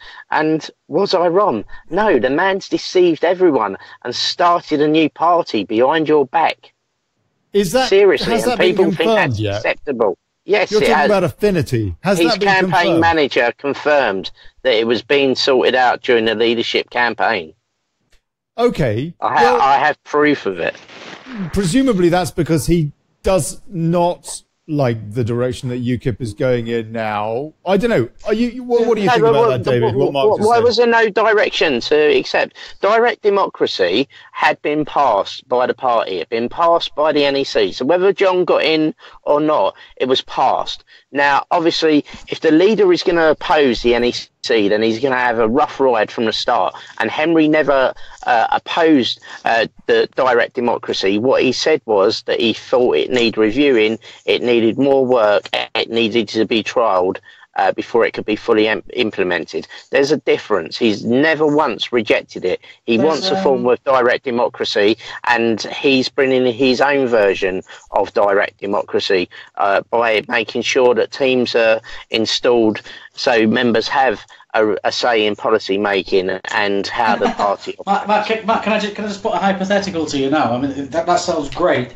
but the membership are expressing an opinion that maybe Brexit shouldn't just be our sole focus, which is, you know, something they could possibly propose on the direct democracy that you've just mentioned, and yet you're in your previous speech was talking about anybody who doesn't get on board is gone. Now, where I am, up in the north of England, the people up here had no one to listen to them. They had nobody who would represent their voice.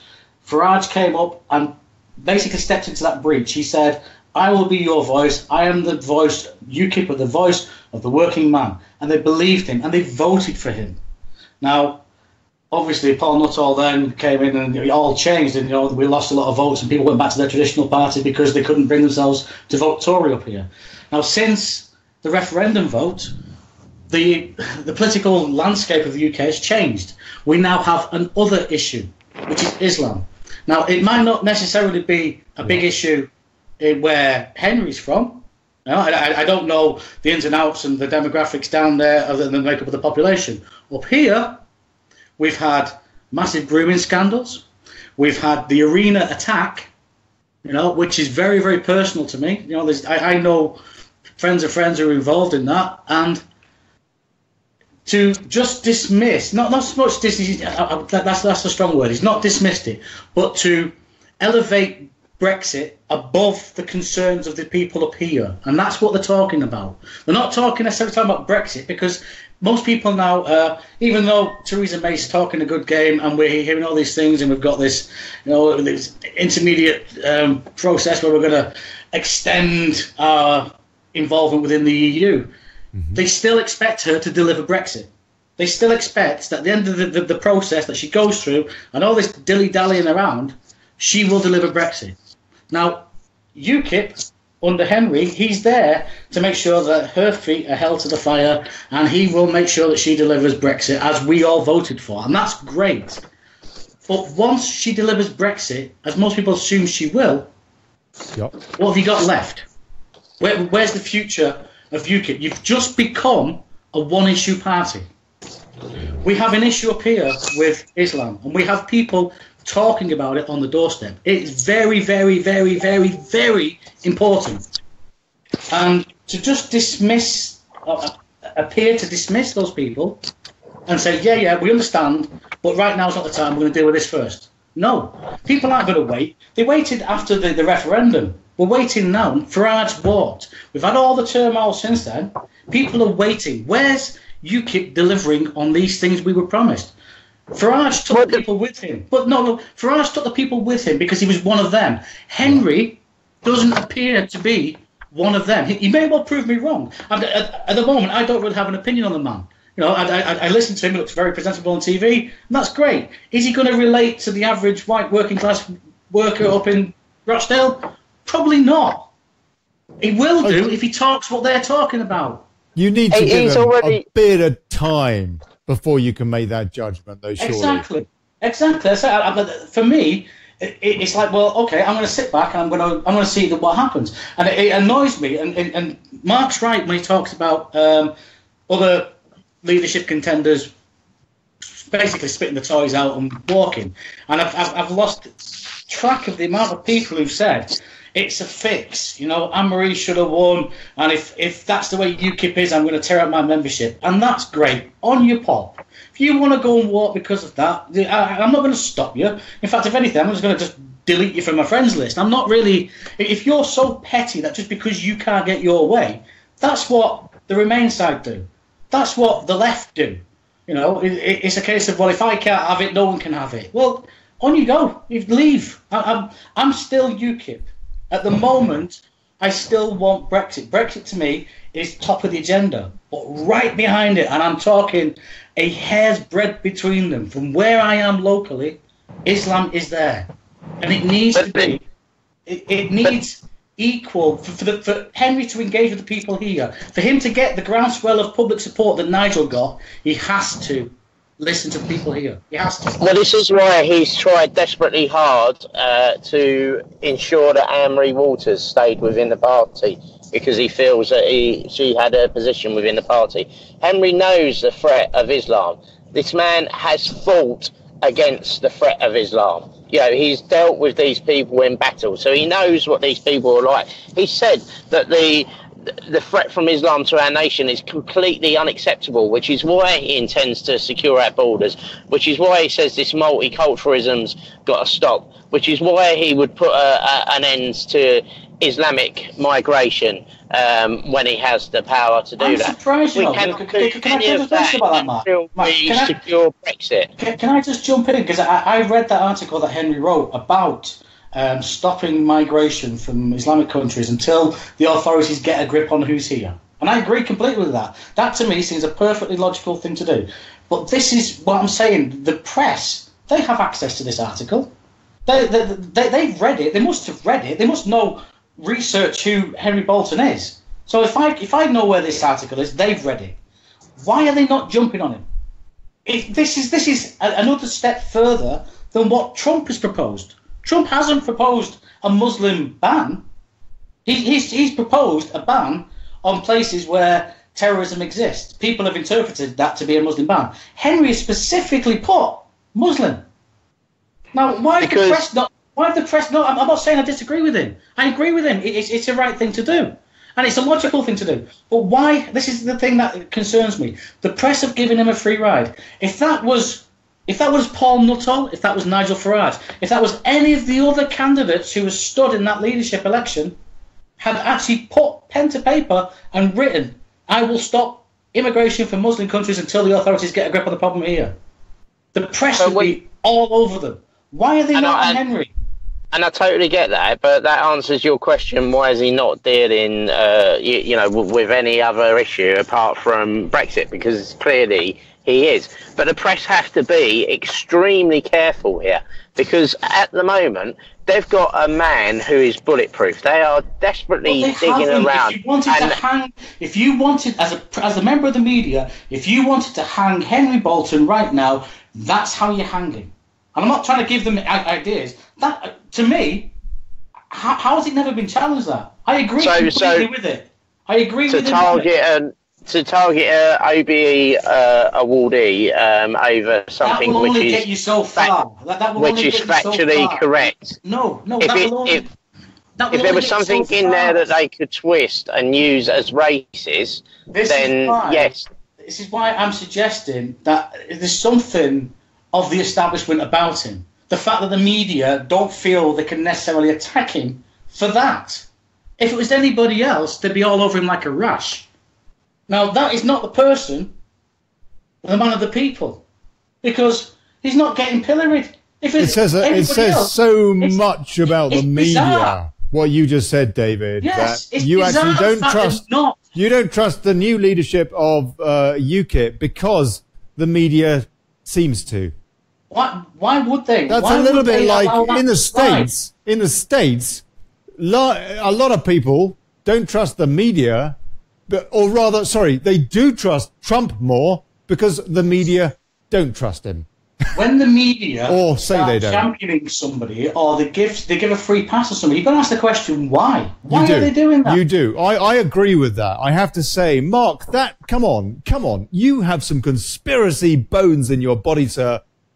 That's a good point. I do, but I'm not saying that's categorical proof or anything like that. But you said the OBE is a good thing, and on the face of it, it could be. But also, we do know that gongs are given out for the wrong reasons. Yeah, totally. Absolutely agree. Of course they are. However, again, that is not to say that Henry Bolton is necessarily... But these are rational questions in a perverted society. But that was not given out for the wrong circumstance. That was given out to a man that had served in the army, that had served in the police the official force, line. that had, Sure. Helped to secure international borders around the world, as well as British security. Mark, there are those people. I imagine some of them are watching who would say, any more of a politician than somebody who's a diplomat. You could argue that he was given the gong for protecting the heroin crop that then the CIA were busy selling. I think that's a bit harsh again, Ollie. Yeah, it is harsh. But you know what? I lived through Iran-Contra. I know the way that the US government runs. And there are all sorts of issues going on there that you can't trust him. That you've got people like, was it Lindsey Graham? It turns out that his family's super tanker is full of drugs just a few months ago or something. Maybe it wasn't Lindsey Graham. It was one of the senators. Yeah. I mean, there are all sorts of things going on that would lead any sensible person to take a step back and say, hold on a sec, what can I believe here? What can I believe? If the press had jumped on Henry for those comments, and everybody in the country would understand why they were doing it, because that's the rhetoric that's been directed towards UKIP from day one. You're this, you're that, and all. Anything we've said and done, we've had to be very, very careful. And choose your language. Try and be a bit clever. Don't use that particular word, use that phrase, and just be careful, because people will take things out of context. He's very, very specifically put down, he will put out a temporary ban on immigration from Muslim countries until the authorities get a grip of what's happening here. Now, you can't be any more explicit, but that's just been given a free ride. I don't understand why. But that's the point. He's done it in a way that there's nothing that anyone can latch onto. There's nothing. I tell you what, Matt, because he's not given anything. There's no way that Hold on, David. Let him finish. Let him finish. Sorry. Mark, go on. There's nothing in his past that they've been able to find to highlight a concern. There's things from other people's past that they could jump on straight away.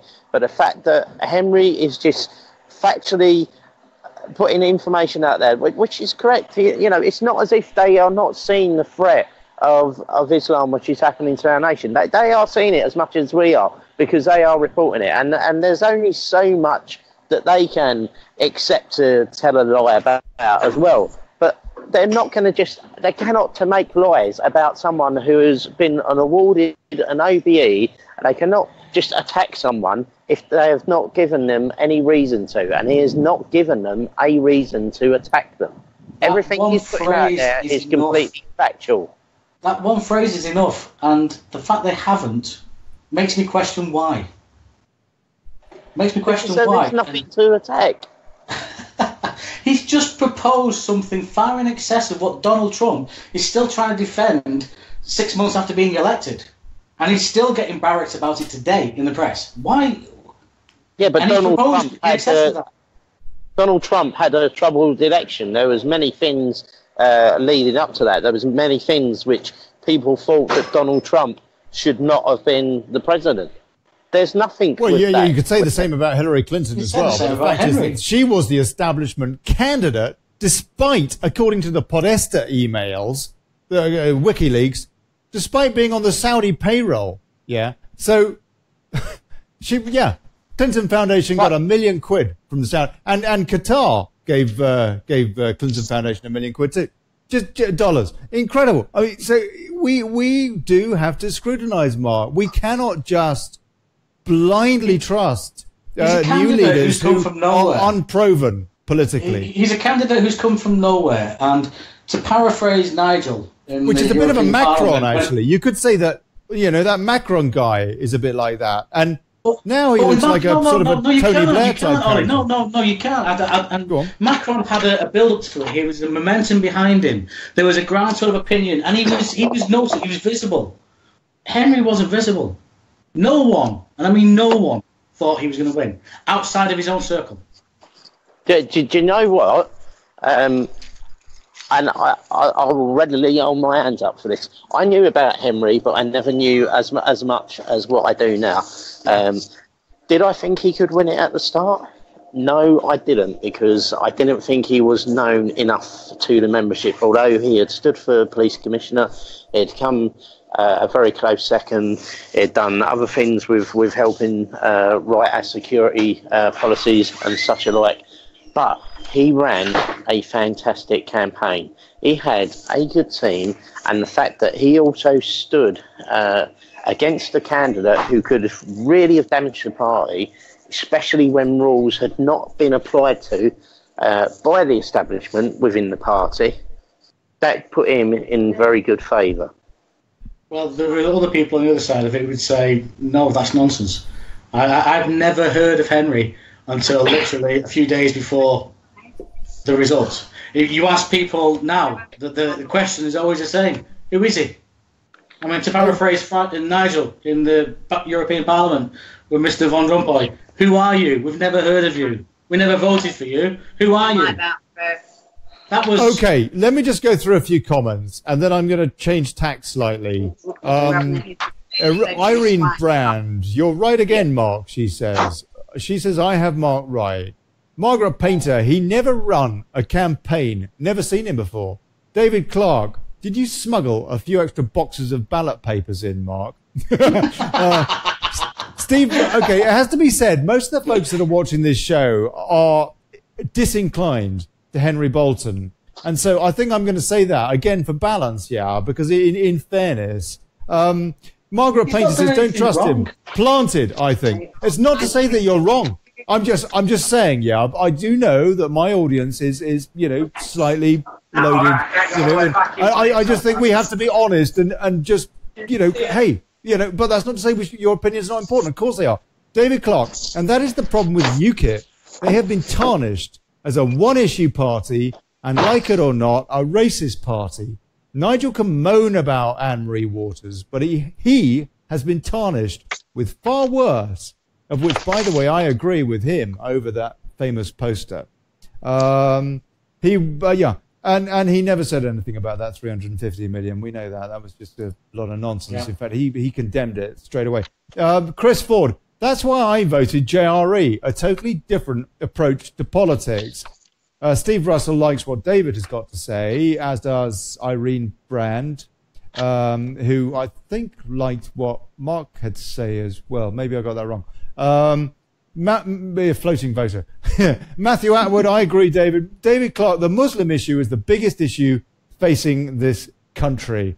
I don't know. I mean, yes, it obviously is a huge issue what's going on here, this, integration stroke infiltration. But on the other hand, if we don't sort out Brexit, we're screwed on all fronts. So I kind of think that as big an issue as that is, I think if we don't get Brexit through, then it's very hard to deal with anything because we're just at the behest of these sort of Coudenhove type characters. Margaret Painter, cherry pick rule of law. Lynn Scott John seems honest to me. Chris Baxter, he's not started any party. Okay, this is about JRE. Affinity was started by Chris Boozy, who asked John to join. John confirmed this to me personally Friday night, where he said he was giving it some thought and would let them know this week. David Clark, totally right, Ollie. He needs to be scrutinised, as Paul Nuttall was. JRE should have left 2 elections ago because this party was never going to take direct democracy. We have had 2 leaders voted in with less than 50% of the vote, and yet again, many didn't get their ballot papers. And what percentage voted? What was it? 48% of UKIP membership voted, and they were voting across, 6 candidates. And so, poor Henry Bolton, whoever would have been leader, is given such a tiny mandate, you could argue, from that point of view. The whole system, the whole electoral system, to not come down to 2 candidates, would you gentlemen not agree, is ridiculous? I would say... Yeah, I would do, yeah. Go on, Mark. Can I just say hi to Chris as well and thank him for his lovely comments earlier. It's always pleasing to hear what Chris has to say. They're good friends. So. They love each other very much. Yes, sorry. Yeah, Mark, Carry on. Yes, carry on. You think it's a bit of a... You agree with me. Okay, what about you, David? Yeah, I agree. I mean, you look at the way the Labour Party elect their leaders, and they have... they go down to a certain number, and then some fall out, and then you carry on, you vote again, and then some fall out, and you end up with two candidates. And I don't see why we couldn't do anything similar. It is a... I know from speaking to Noel Matthews, the number of declared candidates can be ridiculous, and there's nothing in the party constitution to say a member can't stand. As long as you meet the criteria, you can stand and throw your hat into the ring, and that's great. But we rely on people dropping out to sort of narrow the field. And when you've got 6 candidates going in to the final vote, and there's no sort of people dropping out to then consolidate the votes for your second choice, third choice. No, this is probably something that what you say is probably a lot of truth in what you say. Poor Henry, and I'll use that word, poor Henry. There is always going to be people now questioning the legitimacy of his leadership because, you can say, well, not many percentage of the members voted for you, so where is your mandate? Well, that's unfair because you can only, to quote a friend of mine, you can only piss with the cock you've got. That's the system, that's the rules you've got. His mandate is that he won by a clear over 1,100 votes. So let's be clear on this straight away. There is nothing dodgy with this vote. No one's not suggesting otherwise. Other people have. So I know other people have, and that's nonsense because the voting is done by an independent company and electoral reform services. You're not telling me that they're going to be got at by somebody within UKIP. It's nonsense, and to suggest otherwise is just ridiculous. I have seen suggestions to that effect. You both agree that is nonsense, do you? It's nonsense. There's no way at all. I'm sorry. I don't get that at all. I know that there's this talk of missing votes, and people talk about the membership of UKIP. It should be 36,000 members. That was the last time it was released, 2015. 27. Yes, 27,666. Yeah. It's worth also bearing in mind a lot of them technically wouldn't have still been members. So a lot of them may not have returned their ballot papers because they would have lost interest and done something else.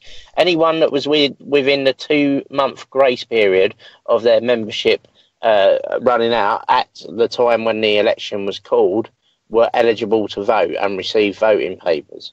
One thing that does concern me, now I know that Aaron Banks has stated on his Twitter feed that after the results, both him and Nigel will re-engage again with the party, and that's great.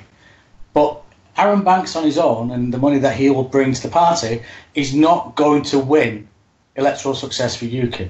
The groundswell of public opinion and membership, that will win electoral success. And a lot of people were hoping, rightly or wrongly, that Anne-Marie won because she was going to bring a lot. And you can deny it and say, well, other people would have walked, and I'm sure they would have done. People on their own sort of standpoint that I don't agree with her policy, I don't agree with this, I'm leaving UKIP, and that's fine. I'm sure for every person who left, there'd be maybe one, probably even more people who would join and follow Anne-Marie. So Aaron Banks on his own is not, and those the big backers are not going to win electoral success. We need candidates willing to stand up and campaign. And I know that the way the media portrayed and have portrayed Henry's reaction on winning, and that he's distances himself from the Islamic issue and the concerns there, that will not resonate on the doorstep up here. I know, reading his own words, I know from reading that article, he's still very obviously up to speed with the threat posed by Islam. He has policies in place. But that's not the way the media portrayed it, and that's not the message the people on the doorstep are going to hear. They're going to hear Brexit, Brexit, Brexit, and Islam's secondary. But surely is that not sort of backing up the fact that then the media are not supporting Henry? Because if they know about this information, which you say is widely out there, they're not pushing that because they don't want UKIP to be a success. But what they can't do is falsely say anything about Henry or target him. Maybe there's some truth in that. Maybe if they actually highlighted that particular section regarding the suspension of immigration from Muslim countries, if they'd highlighted that, there'd be a lot of Anne-Marie supporters who would go, well, you know what, he's actually speaking the same language. But as it is, maybe that's a conscious decision on the media's part. They want to distance Henry from the Islamic issue, so therefore the support for UKIP will fall away. Maybe that's the issue. Maybe that's what's happening. I don't know. To me, it just seems odd that they haven't jumped on him for it. You know, and that's how Nigel managed to get so much support in this area, was because he was an enemy of the establishment too. Okay, we're beginning to go around in circles a bit. Yeah. This has been an awesomely good debate, and I'm really grateful for you, Mark, to come in and basically give us the shoe on the other foot sort of thing, just as I am to hear what David has to say on this, because you know what, Mark, you were on yesterday too, so it's nice to hear what the other folks say as well. Sorry. Just, no, I'm pleased that you came on. This has been a cracking debate, and it is a call-in. And by the way, all of you there that haven't called in, you're ruddy lazy. You can call in. Ollie Connolly, one word on Skype, give us a shout. I'm probably going to wrap this up in a minute, but I figure we should just talk a bit about unity, because I think one thing that we all want, everybody listening to this show, is Brexit, and to basically take our country back and for things to be a lot cooler without wondering if you're going to go in a Piccadilly Circus and get blown up and all that sort of stuff. And hopefully to have a better relations around the world. Maybe, so we got a lot to do, huh? On that basis, UKIP is a part of this, a big part of this. How long do we give the new leadership before we decide, oh, at last we have a force for Brexit again in UKIP, or, you know what, it's a busted flush? Mark. Yeah, no, and you're absolutely right. But if we want to speak about unity, and this is a prime example of the sort of thing that we need to stop within the party. To stop. So what? it was clear. It was clear that I was supporting John Rhys-Evans up to the point, even though I had doubts about him. There was something that I was still not happy about, and the only reason why I never supported Henry in the beginning, as I said, I wasn't sure that he would be able to get himself up there. So I announced to someone, and I'm not going to say who this person is, that I was going to change camps. And it was largely to do with John's pandering to Anne-Marie Walters, but also through conversations that I had with John, just where I was doubting what he was telling me. So for me, I cannot trust someone if I don't think that the integrity is there, and also to the point that he couldn't accept my point of view in terms of Anne-Marie Walters' right to stand. I believe that rules were broken. I believe that the party didn't fulfil promises that was made, as in terms of the external vetting. And I think a lot of other information would have come out about certain candidates, maybe who mystery backers are, partners, stuff like that, which would have highlighted a lot more information. And I was asked if I was part of the elite or the establishment by John because I didn't support her right to stand. I didn't support her right to stand because rules had bloody been broken, and that is the simple truth of it. So then what happened was this person with other members of JRE's team then set out to target me in one of the group chats, and actually brought in another admin to try and sort of even the field. All the time he's sending confidential information back to John Rhys-Evans' team, and one person in particular, which there's all documented proof of this, and this person's now been found out. But, this is the sort of underhand, absolutely ridiculous stuff that is going on within the party that needs to stop. Seriously, what is wrong with some people where you will just try to attack someone for standing up for what's right? David, go on. I've met Mark a few times. I think he's a great lad. I think he's got a lot of enthusiasm. I'm not going to badmouth the guy. There's certain things I will disagree with him on. And It's fine to agree to disagree over stuff, isn't it? It's whether or not you can have mutual respect for each other's opinions, no? I actually messaged Mark a few months ago because Mark at one point was talking about throwing his own hat in the ring to stand as leadership, as leader of the party. And he was going around posting things everywhere and anywhere and coming up with a conspiracy theory that he was being prevented from standing. Vested interest in the party were going to stop him. And I like Mark. I've got a lot of time for Mark. I think he has got... Anybody who can stand there, down in Stoke, wearing a Union Jack suit is okay by me. And right. when he was going around posting these things and these wild accusations, and that's what they were, in my mind, wild accusations that he was being prevented to stand, I messaged Mark and I said, look, I've got a lot of time for you. I think you're a decent bloke. You're making yourself look a bit silly here. Just wind it in a little bit. You don't need to go around accusing everybody and anybody. You haven't got the support of the membership to stand anyway. I'd be very surprised if you managed to get the required number of signatures. I'm not saying it's impossible, but I'd be very surprised. And, not so much trying to dampen his spirits, but, come on, a little bit of reality. Everything doesn't happen because of a conspiracy. And it's doing it again, with the whole concept of why, he backed John Rhys Evans and then he's moved shit because his endorsement of Anne-Marie's abilities and legality to stand. If it was illegal or that he'd broken any rules, she wouldn't have been able to stand.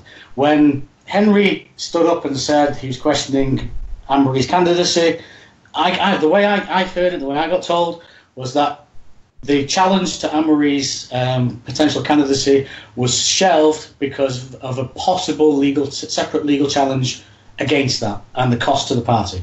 Now that's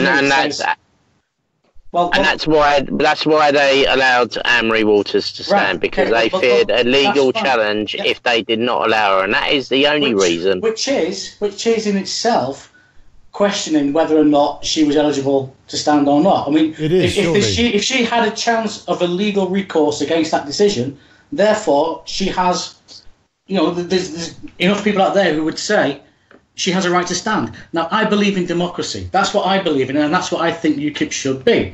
We should put it to the members, and people should have the right to vote on these things. Just the fact that somebody could challenge somebody else's candidacy, and then there's the question that they could then re-challenge legally that challenge, says to me that she has a right to stand. Because if there was no legal challenge back from her, then there would be no way she would be able to stand. The fact that there was a legal challenge against her suspension says to me she has a right to stand. There's a grey area there. So let her stand, let the members decide. The members have decided. All this nonsense now regarding conspiracy theories, number of votes, and no, it's nonsense. They went to the membership, voted, accept the decision, get behind Henry. He's the leader. I question... We do need to put vitriol behind, in any situation like this. Mark, Henry, can you see that happening? Well, I plan if we clean up the party and actually the members decide what they want to do. That is the process of cleaning up the party, isn't it? To say what's been has been, and now we've basically got to give this guy a chance. You've got to be careful with this clean up the party idea. I mean, that is now pitting people against people. It's as if to say, because you think that, you're not part of UKIP. Well, there's people who've been members of this party for years who may not necessarily agree with everything that Henry stands for, who are entitled to a view. Yeah. And if you're talking about let's clean up a party, well, be very careful where you go with that. Whose opinion's right here? People have voted. As long as people are not breaking the rules of the party, if you're going to start trying to turn this into a witch hunt, that's just going to alienate everybody completely. No, not at all. Obviously, everyone is allowed to speak freely, but what cannot be acceptable to happen anymore is to publicly criticise the party in a way which has been damaging the party for too long, for attacking members for having different opinions. When you're talking about criticising publicly, the only people who've criticised publicly have been the opposition to Anne-Marie. You look at this whole campaign's been extremely dirty. No, a certain MEP wrote letters to the national press. Are you going to get rid of him? Yeah, that MEP that also stopped me from attending some branch meetings because I announced that I was going to stand for the leadership. You know, where do you stop with this, Mark? You know, you've got to sort of rein it in. You're talking about unifying the party. We need to get behind Henry. Fine, let's all get behind. He's won the election. He's our leader. You know, whatever he says now, this is our priority. However, people are allowed to question it. They are allowed to question it, definitely, absolutely. But what they're not allowed to do healthy discussion is good for the party. Because absolutely. Without that discussion and without that people's members' voices and opinions, the party goes nowhere. You're advocating direct democracy. This is direct democracy, people's opinions, and people should be listened to. This is absolutely. But what they're not allowed to do is publicly attack the members and publicly attack the party in a way that is damaging, which is one of the reasons why I've been so against Aaron Banks, is because you know, the man done nothing but trashed you've the just party. Contradicted yourself. He's talking about coming back into the party, and you're going to now bad-mouth him. That's doing UKIP a disservice. I'm saying that this is why I was against it. To be members of UKIP in order to gain electoral success. We can't pick and choose and say, well, I don't like you and I don't like you. Everybody's opinion is valid. That's what free speech in a democracy is about. And you can listen to people, engage with people, talk to them, discuss things in a grown-up, mature manner. You can't just go, well, I'm banning you because I don't like what you say, and I don't like you because of this. No. If you want to win election in this country, you have to engage with the public. And the public have got myriad of different opinions on everything. You know what? But no one's saying that apart from you, David. I'm fully welcome to the fact that Aaron Banks may come back into the party, despite the fact that I have a major grievance with what he's done before. But if he's going to come back into the party and he's going to promote the party campaign, Mark, what he's done before, in the right way, then brilliant, absolutely. Who are you to decide? That's not for you.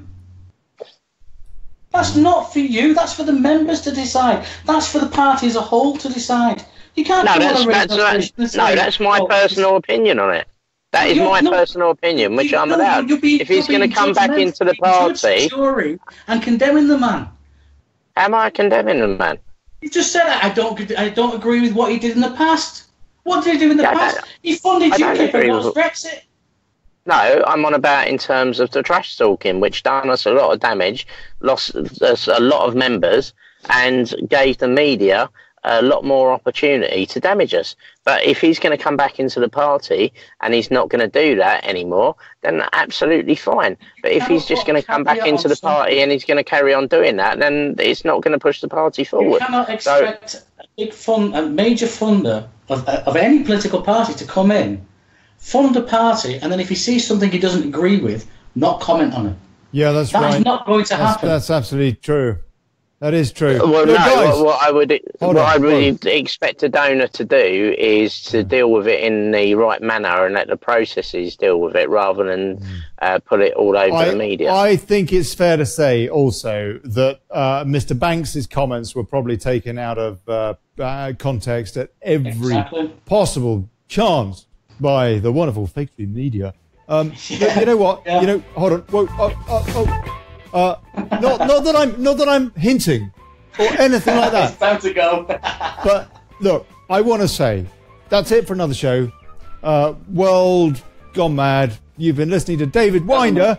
Thank you, David. God bless you, sir. Can I just answer Chris Ford? Sorry, I've never once said my opinions are gospel. Mark, no, you can't. My show, mate. Cheers, Ollie.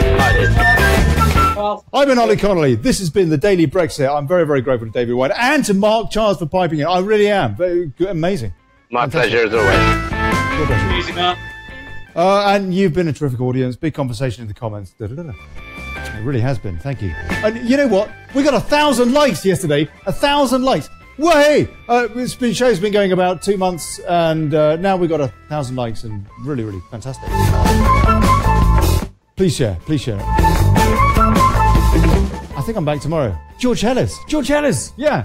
I suspect we're going to be talking a bit more about this.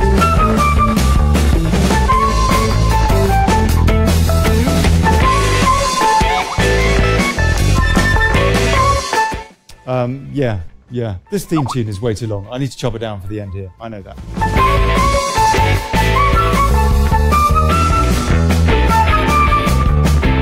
Thank you. Here's to us and bugger plutocracy. Wow.